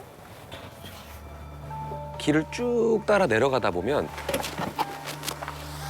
바로 여기 딱. 아니 이게 무슨 이게 귀신이 고칼 노릇인지. 여기 맞잖아. 어머, 뭐야? 왜 아무것도 없어요? 그 어디에도 어제 봤던 한옥과 주차장은 전혀 보이지 않더래요.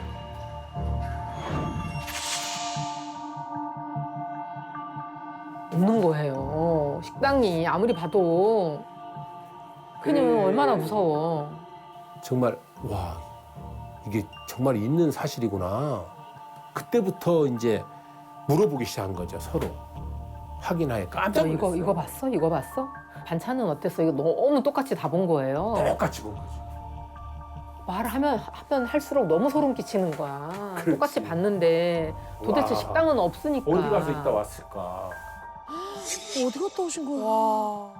아니 도대체 그럼 어디서 한 시간을 뭐 하고 있다 왔을까 우리 둘이.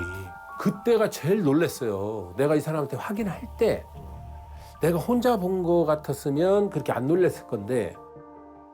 야, 이거 와, 엄청난 경험을 하셨네요.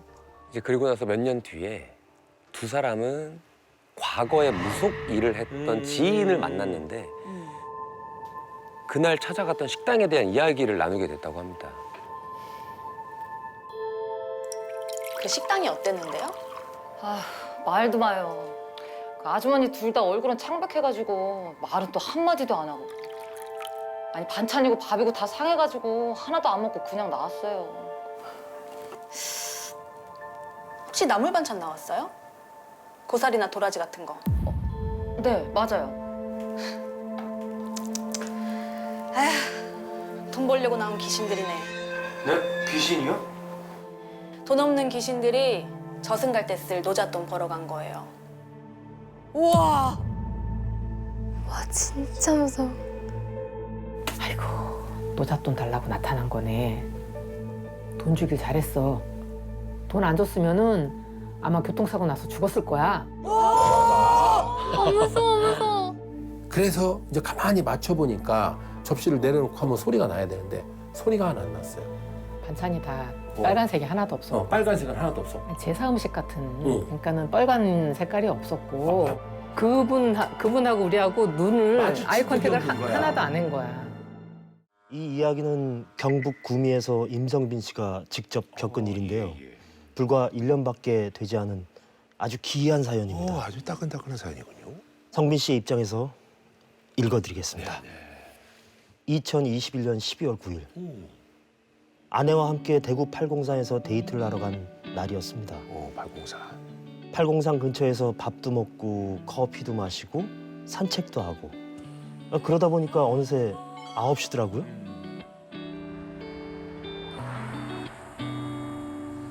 저와 아내는 구미에 있는 저희 집으로 내비를 찍고 운전해 가기 시작했습니다. 아우 너무 재밌었다. 그러니까. 그치? 오랜만에 이렇게 둘이 데이트하니까 좋다, 그치? 어머님이 톡 보내셨는데? 뭐라고? 서준이 아직 안 자나 봐. 아이, 서준 씨 이 녀석 완전 신났네, 이거. 어? 아 귀여워. 아, 저길로 갔었어야 되는데, 이거. 잠깐 아들 영상을 보느라 한눈판 사이에 길을 지나친 겁니다. 그럴 수 있어. 잠깐만. 경로를 이탈하여 재검색합니다. 왜 이래? 경로를 이탈하여 재검색합니다. 자꾸 왜 이러지? 이게 맞아? 일단 가보자. 터지나? 걱정하는 아내를 다독이며 저는 계속 차를 몰았습니다. 잠시 후 우회전입니다. 어? 아, 내비 왜 이래, 이거 진짜. 그런데 그때 정말로 오른쪽으로 난 길이 보이는 겁니다. 뭐야 이거 새로 난 도로인가? 저는 내비 말대로 오른쪽 길로 들어섰습니다. 아, 이거 맞나? 근데 진입하는 순간부터 저는 긴장할 수밖에 없었습니다. 길이 차 한 대 겨우 지나갈 좁은 길인데다가 주변은 가로등 하나 없이 어둑어둑하지 너무나 위험하다 싶어서 조심조심 차를 몰고 가는데 저기 뭐야? 어? 뭐가?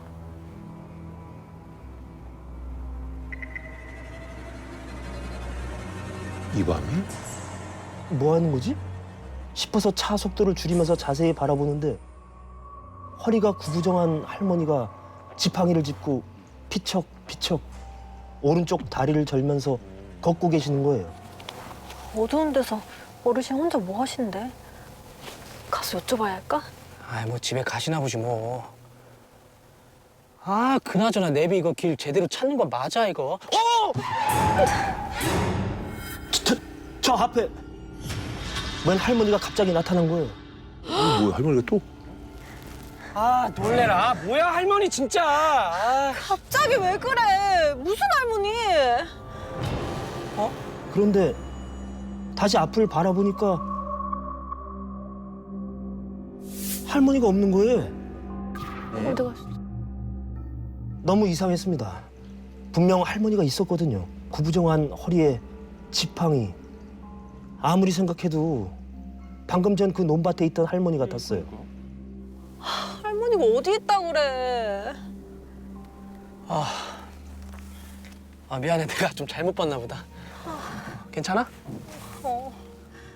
저는 너무 피곤해서 잠깐 헛것을 봤나 보다 생각했어요.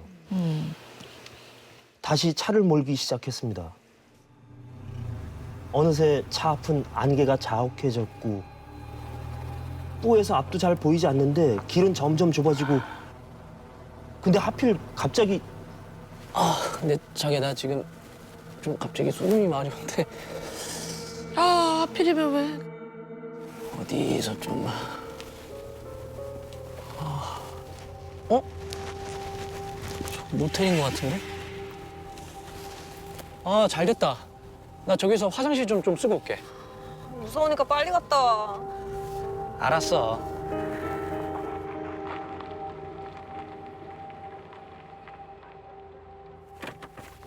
딱 차 안에 있어. 금방 갔다 올게. 그리고서 저는 차에서 내려 모텔 쪽으로 향했습니다. 막상 모텔로 가보니까 영업을 안 하나? 불 켜진 창문은 하나도 없고 온통 어둠인 거예요. 건물 옆쪽으로 걸어 들어가서 얼른 볼일을 보고 나왔습니다. 근데 차로 돌아와 보니까 아내가 없는 거예요. 어디 간 거야? 어디 갔지? 볼일 보러 갔나? 두리번 주변을 살피는데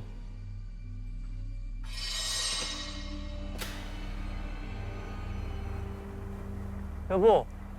하지만 아내는 모텔 안으로 쑥 들어가 버렸고 여보? 저도 급히 뒤따라갔죠. 뭐 흘렸어 노래. 여보. 안으로 들어가 보니까 그새 아내의 모습이 보이질 않습니다.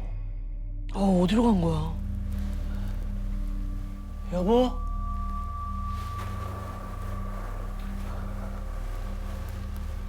그냥 모텔이 아니라 먼지가 수북하게 쌓인 폐 모텔이었던 겁니다.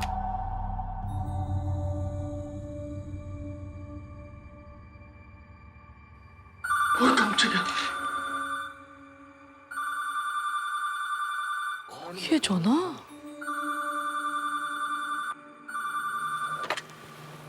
여보세요?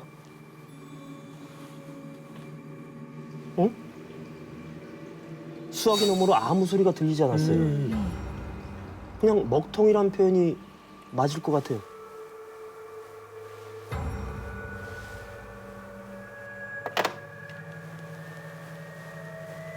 뭐야? 뭐야 이거? 벼랑간 발소리가 들려서 그쪽을 바라보는데 여보, 소준 엄마. 어디가? 저는 아내를 따라 2층으로 올라갔습니다. 소준 엄마 거기 있어?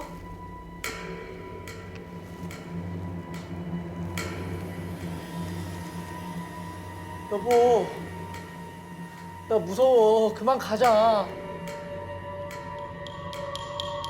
복도 쪽으로 핸드폰 불빛을 비추며 아내를 불렀지만 그새 어디로 사라진 건지 아무런 대답이 없었고요.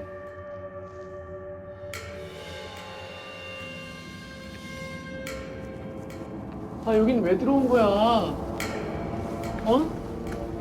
소준 엄마, 거기 있어? 뭔가 제 발목을 툭 잡았던 거예요. 누가? 웬 할머니가 난간 사이로 절 올려다보고 있었어요. 할머니 여기 할머니가 맞네. 그 할머니 아까 제 차를 가로막았던 그 할머니인 거예요. 뭐야? 나가! 뭐야 이거? 뭐야? 뭐야 이거? 저 할머니 뭐야 이씨? 귀신이야 뭐야?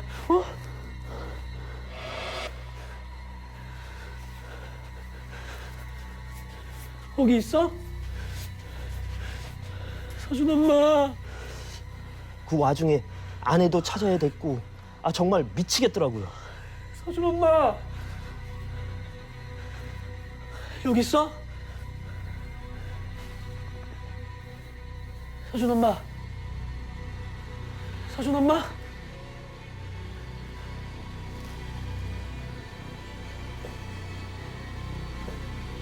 여보, 거기 있어?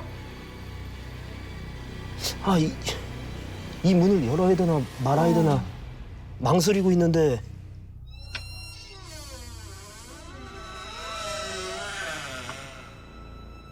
갑자기 문이 열리는 겁니다. 마치 들어오라는 듯이 말이죠. 어?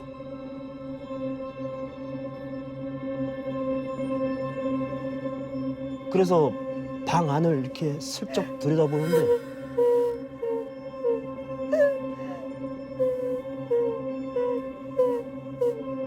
아내가 주저앉아서 고개를 숙인 채로 울고 있는 거예요. 서준 엄마, 여기서 뭐 하는 거야? 어?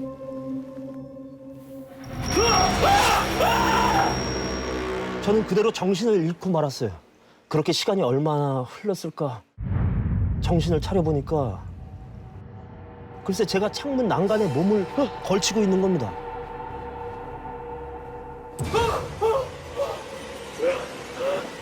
오지 마! 오지 마! 오지 마! 오지 마! 오지 마! 오지 마! 내 인야! 썩 꺼지지 못할까? 구해주신 건가? 아까 그 난간에 보였던 할머니가 여자에게 소리를 질렀고 그 사이에 저는 도망쳐서 밖으로 뛰쳐나왔습니다.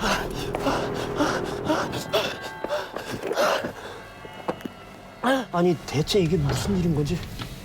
헉헉대면서 숨을 고르고 있는데 서준 엄마! 모텔 옆쪽에서 아내가 천천히 걸어 나오고 있는 거예요.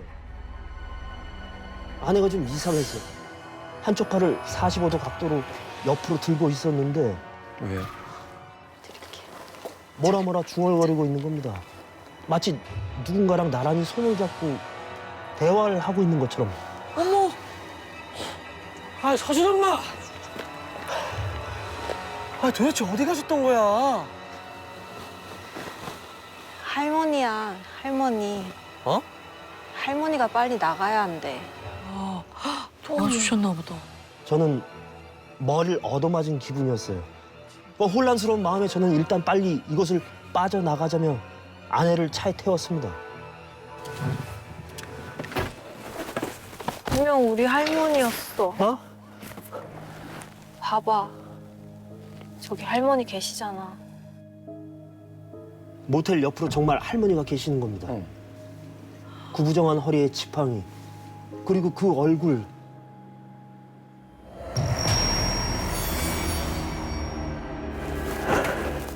저희 부부는 서둘러 그곳을 빠져나왔고 무사히 길을 찾아 집으로 돌아올 수 있었습니다.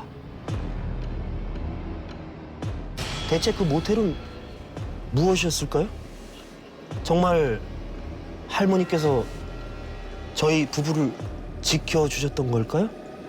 이거 아주 참 아이고 독특한 그런 사연. 되게 부부가 또 독특하다. 같이 겪었어요. 역시 네. 갖춘역이네요. 야, 몰입도가 와 이때까지 최고의 몰입도였던 것 같아요. 아니 그리고 약간 그 톤이 약간 그 아내한테 휘둘르는 가장 톤으로 아주 잘 소화를 해주셨어요.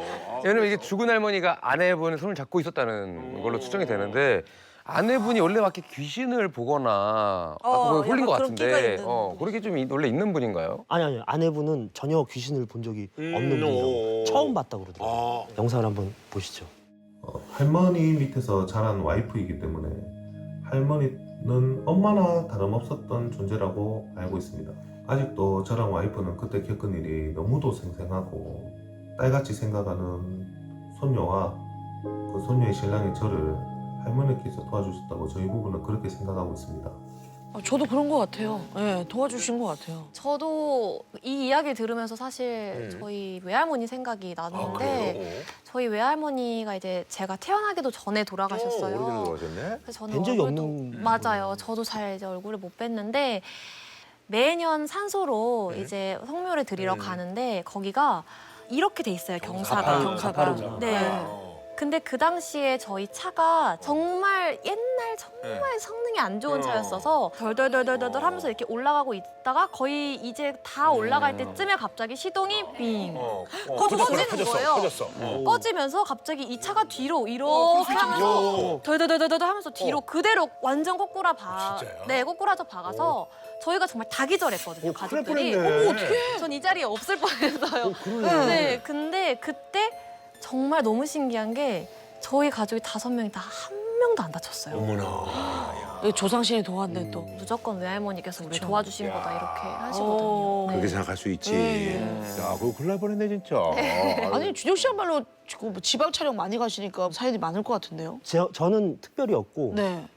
이거 임창정 씨 사연이 있는데 창정이 오빠. 창정 씨가 그거 있어요. 남양주 그래, 촬영소 거기 저 귀신 얘기 많아. 춘사관. 거기서 들은 얘기인데 거기서 4일을 샜대요. 4일 세고 4일 밤을. 네, 4일 밤을 세고 몰아 찍고서 그 춘사관 가서 자는데 너무 피곤해서 이렇게 자고 있는데 천장에서 귀신이 여자 귀신이 대놓고 이렇게 내려오더래요. 와 미쳤다 이러면서. 미쳤다. 이 창준 씨가 그걸 딱 보다가 응. 다음에 와라 다음에. 너무 피곤하니까. 네, 그랬더니 귀신이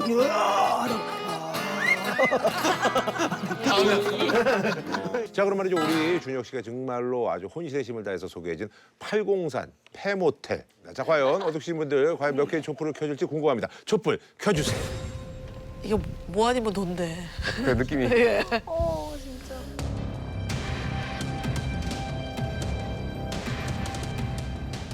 이거 봐요. 속도 좋잖아요 무난하게 지금. 괜찮아요? 무난하게 가요. 무난하게 안 하게 속도 갑니다. 좋아요. 속도가 많이 떨어지는데요 갑자기 급격하게. 제가 항상 말하죠. 소머리가 넘어가야 되거든요. 힘겹게. 자 힘겹게 하나 더 나옵니까? 자 카운트 세겠습니다. 3, 2, 1. 여기까지입니다. 몇 개지 그럼? 자 이준 씨. 이거 많이 나왔네. 팔공산 폐모텔은 35개 촛불이 많이 나왔어. 켜졌습니다. 야. 서울에 사는 이정은 씨가 보내주신 사연입니다. 저는 프리랜서라 주로 카페에서 일하는 편인데요. 그러던 어느 날 매일 가는 동네 카페 대신 드라이브도 할 겸 서울 근교로 나가보기로 했습니다. 내비게이션에 춘천을 찍고 무작정 출발했어요. 신나게 달리다 보니 어느덧 남이섬 근처더라고요. 한적한 길 끝에 괜찮은 카페 하나가 보였습니다.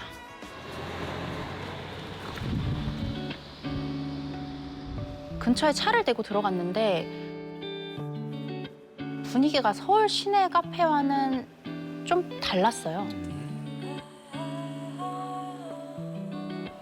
등산복 차림의 어르신 무리부터 차려입은 연인들까지 관광지 근처라 손님들이 무척 들떠 있더라고요. 나는 노서가 좋아하는 곳이군요.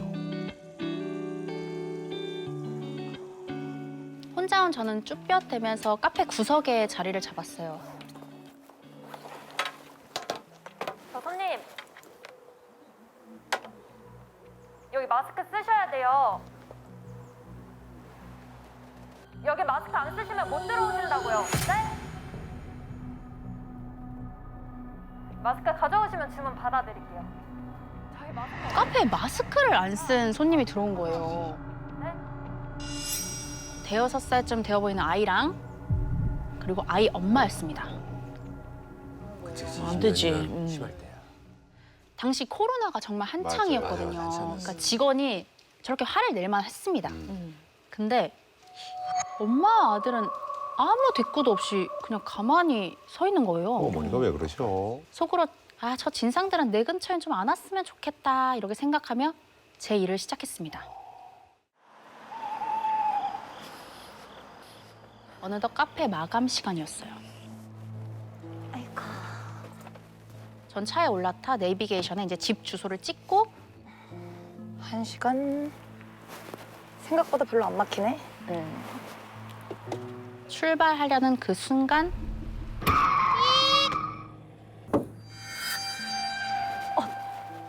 뭐야?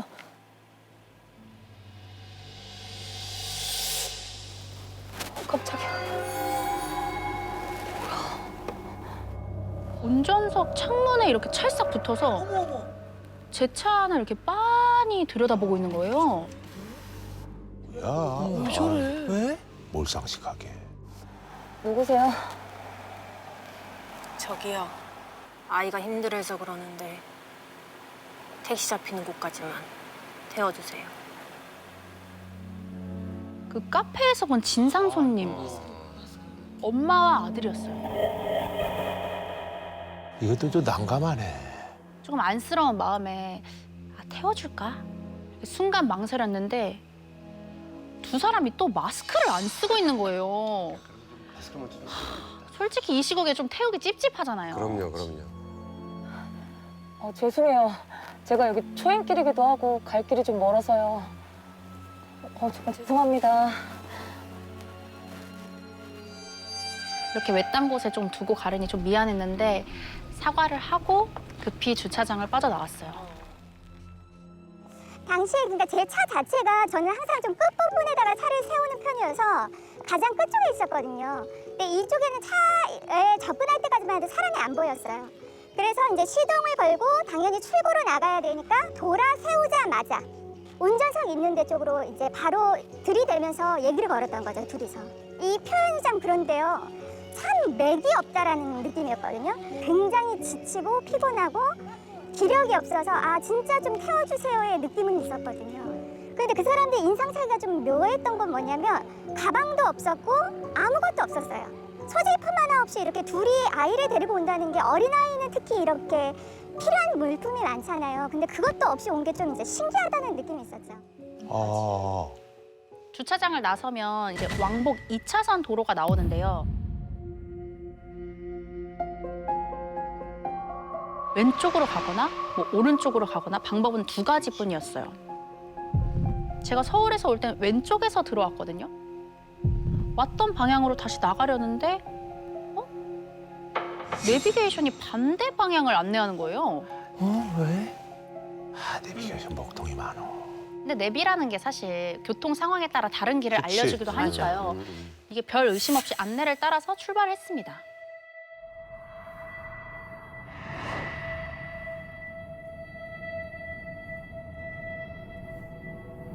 그렇게 1km쯤 달릴 무렵 목적지까지 30m 남았습니다. 이상하다. 내가 주소를 잘못 찍었나? 목적지가 서울인데 왜 왜 그래? 이게 조금밖에 안 남았어? 내가 주소를 잘못 찍었나? 이렇게 갸웃대고 있던 그때 뭐야? 왜 다시 여기야? 눈앞에 제가 좀 전에 나온 카페 주차장 공터가 보였어요. 다시 거기야? 돌아왔구나. 제가 분명히 쭉 직진만 하면서 달렸거든요. 왜 다시 제자리지? 이게 어떻게 된 일인지 어리둥절했죠. 근데 일단 갓길에 차를 세우고 내비게이션 목적지 설정부터 다시 시작했어요. 근데 내비가 신호를 못 잡나? 이상하네. 왜 이래? 이제 내비게이션이 아예 목통이 된 거예요. 그럴 때 많아. 이 길을 벗어나 봐야겠다 싶어서 다시 차를 그냥 출발시켰습니다. 그렇게 5분쯤 달렸나? 끼익! 저는 길 한가운데 멈춰설 수밖에 없었습니다. 위험한데. 다시 또 주차장. 제가 또 카페 주차장 앞에 와 있는 거예요. 흘렸네. 돌리고 나서 이 지점부터 갑자기 여기서부터 이제 유리창, 앞유리창이 뿌옇게 성에가 끼어서 아무것도 안 보이기 시작하더라고요. 주차장을 벗어나자마자 예, 벗어나자 오른쪽으로 틀자마자.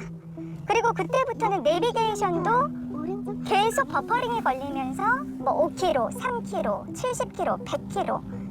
저 도저히 자기 이제 갈 자리를 못 잡는 거예요. 어디로 가야 할지를 모르는 거예요, 이게.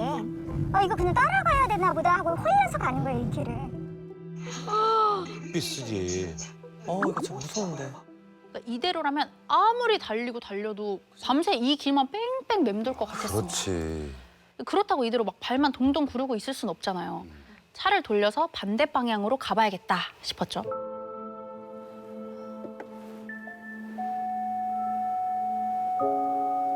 뭐야? 뭐 후진을 해도 된다는 거야, 만다는 거야, 뭐야? 하다 이제 후방 카메라까지 먹통이 된 거죠. 전자파가 방해되는 지역인가. 초행길에 밤이라 안 그래도 긴장되는데 자꾸 막 이상한 일까지 반복되니까 너무 당황스럽더라고요. 후방 카메라 이렇게 화면을 두드려 보는데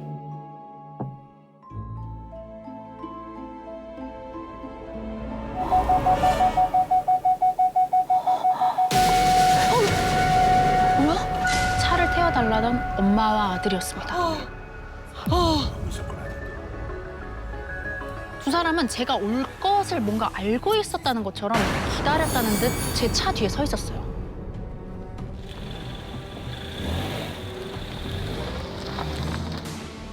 순간 오싹한 생각이 제 머릿속을 스치고 지나갔습니다.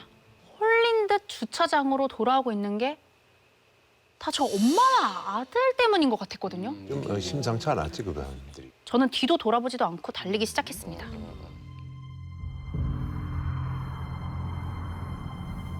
그렇게 한참 달리다 정신을 차려보니 도로에 뭐 다른 차들도 지나다니고 뭐 불 켜진 가게도 보이더라고요.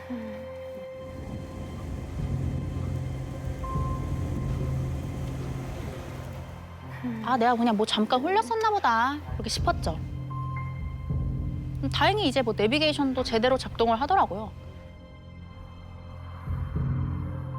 그렇게 안정을 찾고 다시 집을 향해 가고 있는데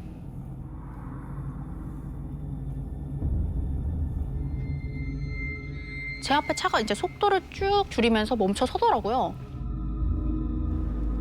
그래서 저도 뒤따라 이렇게 천천히 차를 세웠죠.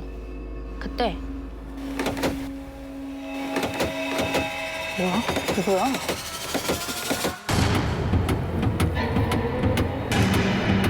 주차장에서 만난 아이의 엄마가 제 잠긴 차 문 손잡이를 막 당기고 있는 거예요. 뭐야? 그 사람들 차가 없다 그러는데 어떻게 쫓아왔지? 온몸에 소름이 막 쫙 돋더라고요. 여자는 계속 잠긴 문을 당기고 저는 일단 빨리 차를 출발시켜야 했죠. 그때 이제 빠져나갈 샛길이 보였고 무작정 저는 그쪽을 향해 차를 틀었습니다.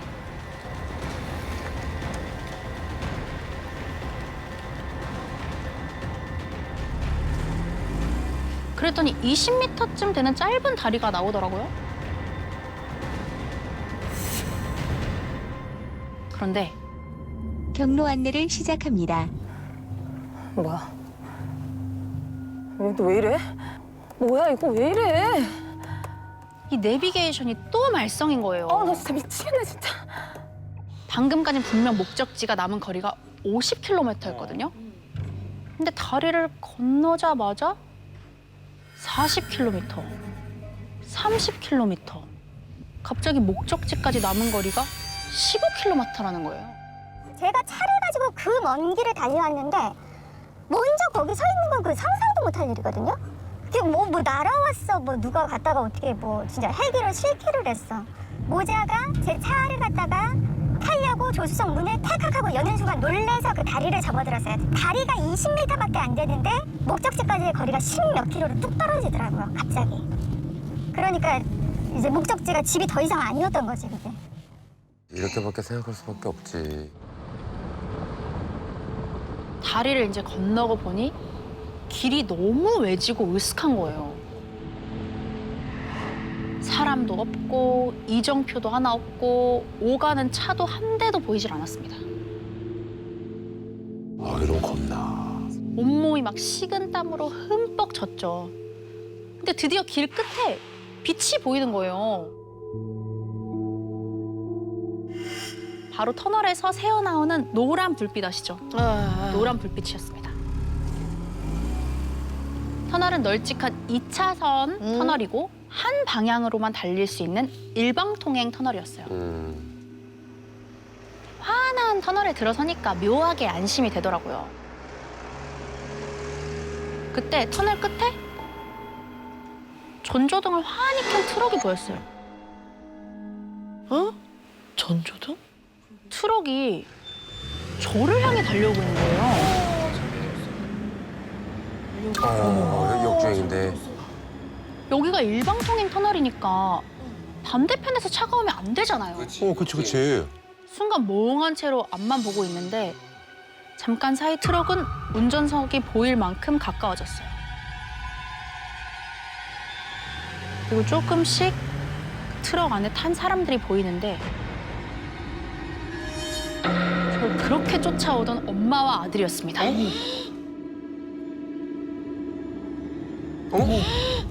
그 차를 탔어? 트럭은 점점 속력을 높여서 제 차 바로 앞까지 다가왔습니다. 핸들을 힘껏 꺾으면서 브레이크를 꽉 밟는 순간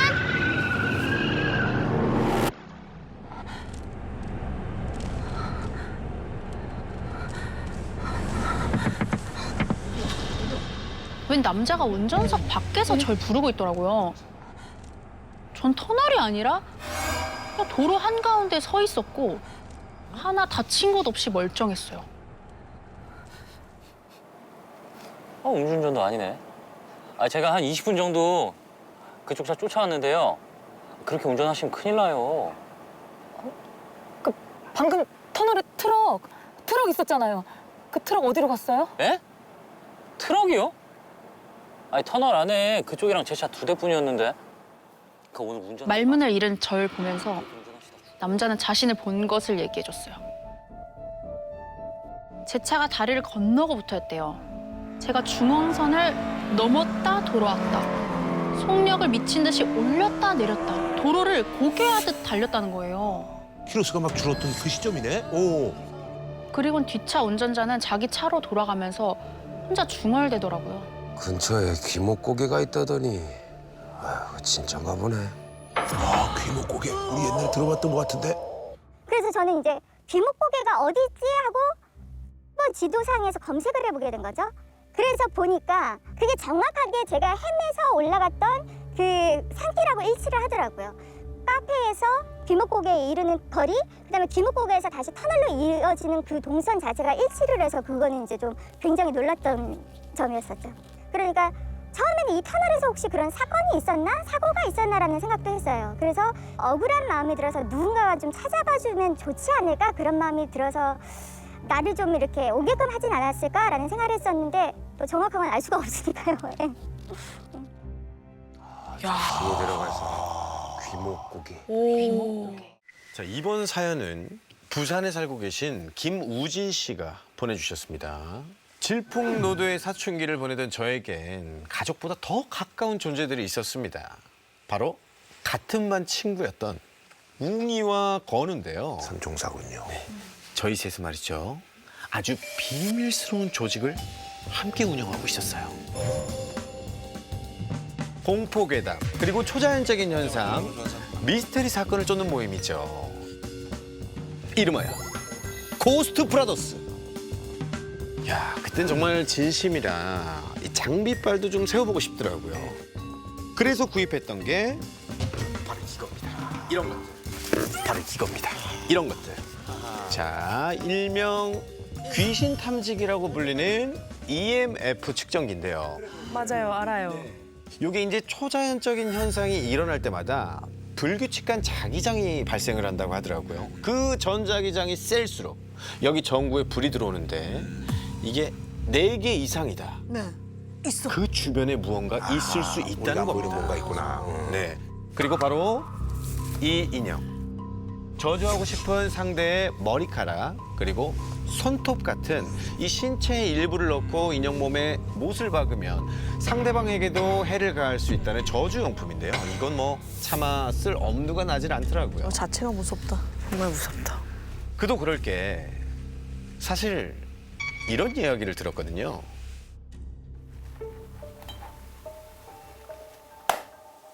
야, 니들 그거 아니야? 이 저주를 내릴 땐 말이지 무조건 혼자 있어야 돼. 혼자? 왜? 그러니까 그게 만약에 내가 누군가한테 저주를 내리고 있잖아?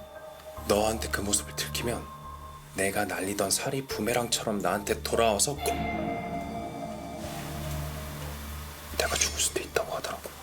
그럴 수도 있겠다. 그럴 수 있겠어. 그럴 수 그런 말 있겠어. 있지. 그렇습니다. 한창 심각하게 듣고 있는데 웅이가 그런 말을 하더라고요. 아유, 나도 비싼 얘기 알아. 저기 뒷산 가는 길에 있는 그 터널 알지? 거기 예전에 어떤 무당이 죽었는데 딱 그렇게 살 날리다가 도로 돌려받아서 죽은 거라던데? 부메랑처럼.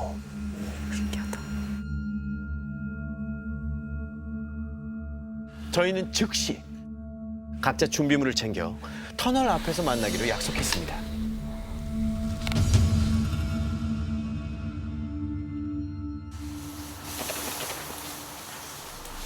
최용! 저희는 곧바로 작전을 짜기 시작했습니다. 자, 일단 누가 앞장설래? 건우 너가 카메라를 들었으니까 앞장서. 아니지. 내가 뒤에서 영상 찍어야지. 그럼 일단 우리한테 손전등이 2개가 있잖아. 채용이랑 나랑 하나씩 들고. 근데 난 중간에서 탐지기를 해야 된단 말이야. 그러니까 웅아, 고! 저희는 두근거리는 마음을 안고 터널로 들어갔습니다.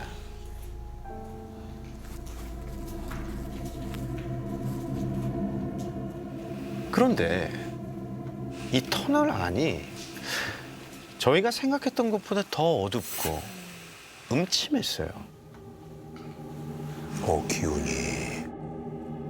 무엇보다 가장 불쾌했던 건 이 들어서자마자 온몸을 휘감았던 축축하고 불쾌한 물비린내였어요.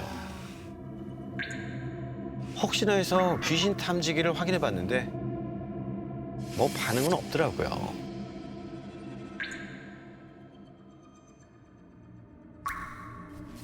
끝이 보이지 않는 터널에 저희의 발소리만 메아리치던 그때.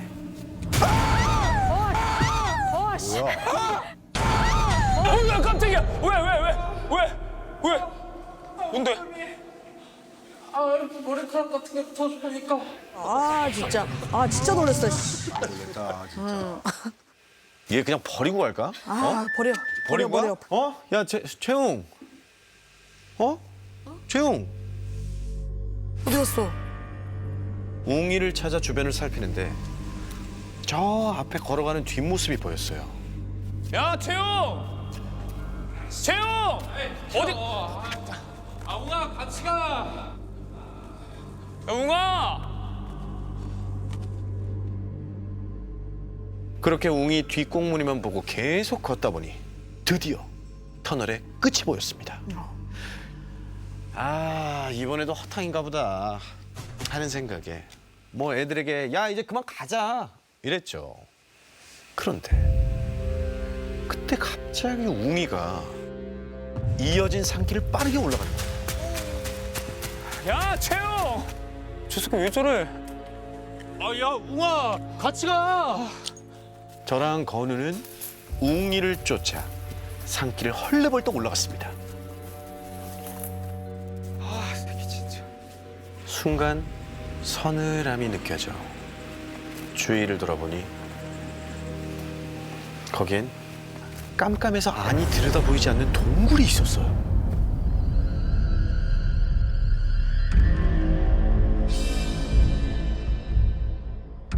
야, 너 진짜 들어갈 거야? 난 못 가. 난 때려 죽여도 못 가. 야 그럼 쟤 빼고 우리끼리 가냐? 빨리 와. 못 가. 못 가. 결국 한 발짝도 못 움직이겠다는 건우를 입구에 세워두고 저 혼자 그 동굴 안으로 들어가게 됐습니다. 사람의 발길이 오랜 시간 닿지 않은 듯 입구부터 굉장히 서늘한 느낌이 들었어요.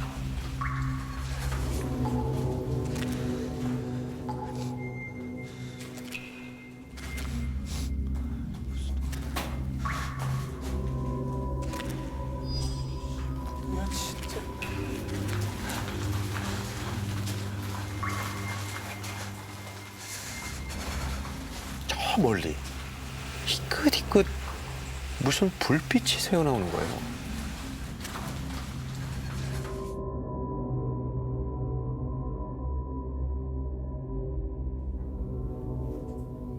좀 더 가까이 다가가 보니 동굴 끝에 웅이가 무릎을 꿇고 앉아 있었어요. 그거 있는지 어떻게 알았어? 웅이에게 가까이 다가가자 재단 같은 게 차려져 있었습니다. 재단 위에 올려둔 것들의 정체가 그제야 제대로 보이기 시작했습니다.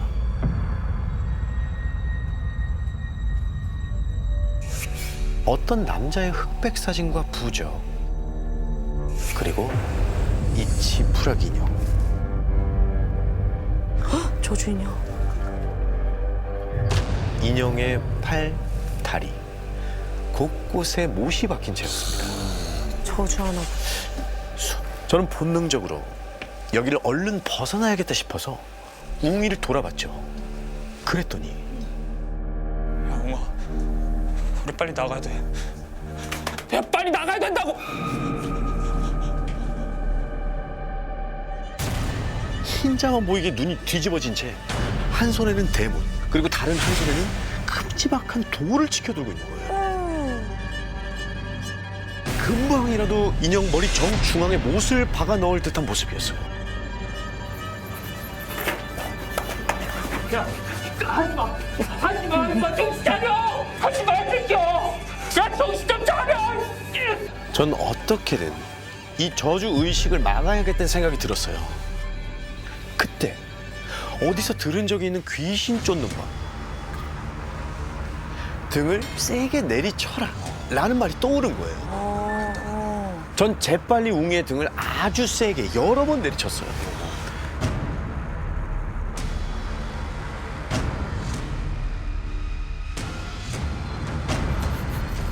정신 차리라고, 이 새끼야! 웅아? 괜찮아? 어느 순간 웅이의 정신이 돌아온 것 같았죠. 절 밀쳐 넘어뜨리고 동굴 밖으로 뛰쳐나갔습니다. 뒤따라 나가려고 떨어뜨린 귀신 탐지기를 줍던 그때 이게 왜 이러지? 전부 켜진 채 미친 듯이 깜빡이는 거예요.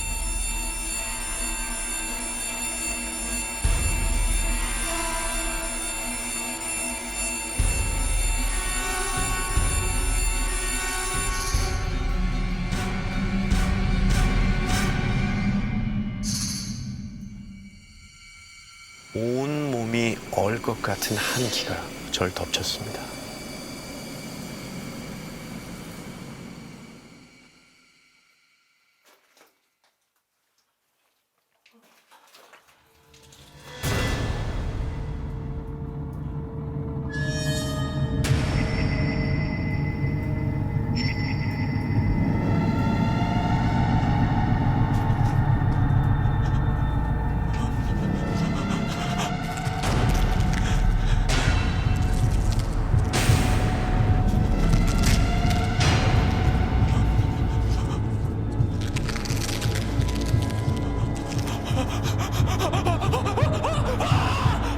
정말 죽을 힘을 다해서 달렸습니다. 동굴 밖으로 미친 듯이 달리기 시작했어요. 뒤도 돌아보지 않고 동굴을 빠져나와 산길을 정신없이 내달렸습니다. 어느새 터널 입구와 그쪽으로 달려가고 있는 친구들이 보이더라고요. 다행이다. 얼른 터널 안으로 전 들어갔습니다. 앞선 그 애들을 따라서 빠르게 걸음을 옮기던 그 순간 또 탐지기의 불빛 5개가 모두 켜진 거예요.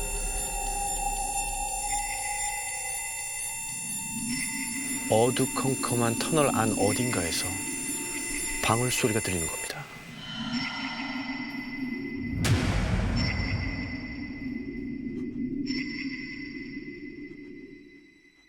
바닥을 기는 듯한 기괴한 모습으로 멈춰 서 있는 거예요.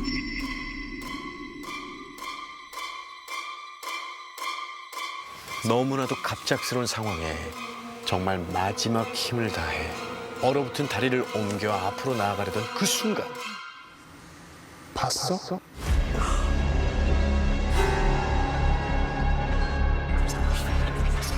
왜 봤어?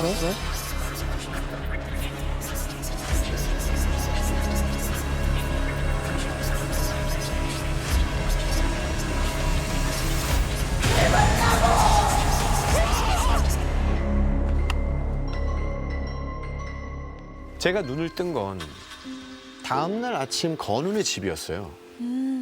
터널에서 쓰러진 저를 웅이와 건우가 같이 옮겼다고 하더라고요.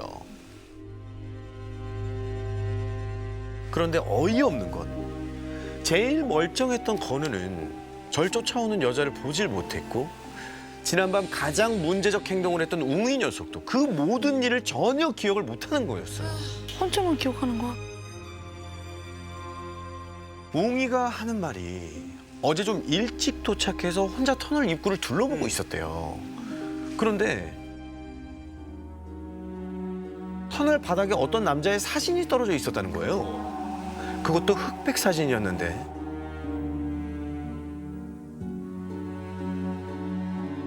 이런 사진들이 여기 왜 떨어져 있지? 호기심에 들여다보고 있었는데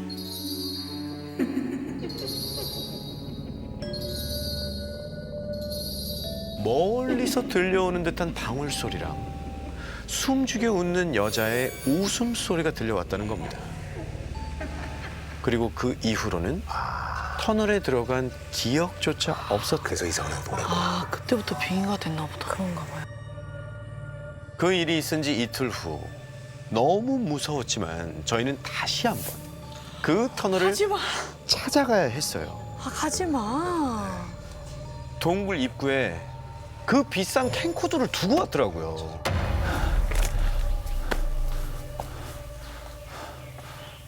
어디에도 동굴 입구는 보이지 않았습니다. 야, 그 동굴 그냥 찾지 말자. 뭐? 그럼 그 비싼 걸 그냥 버려? 너 내가 했던 말 기억 안 나?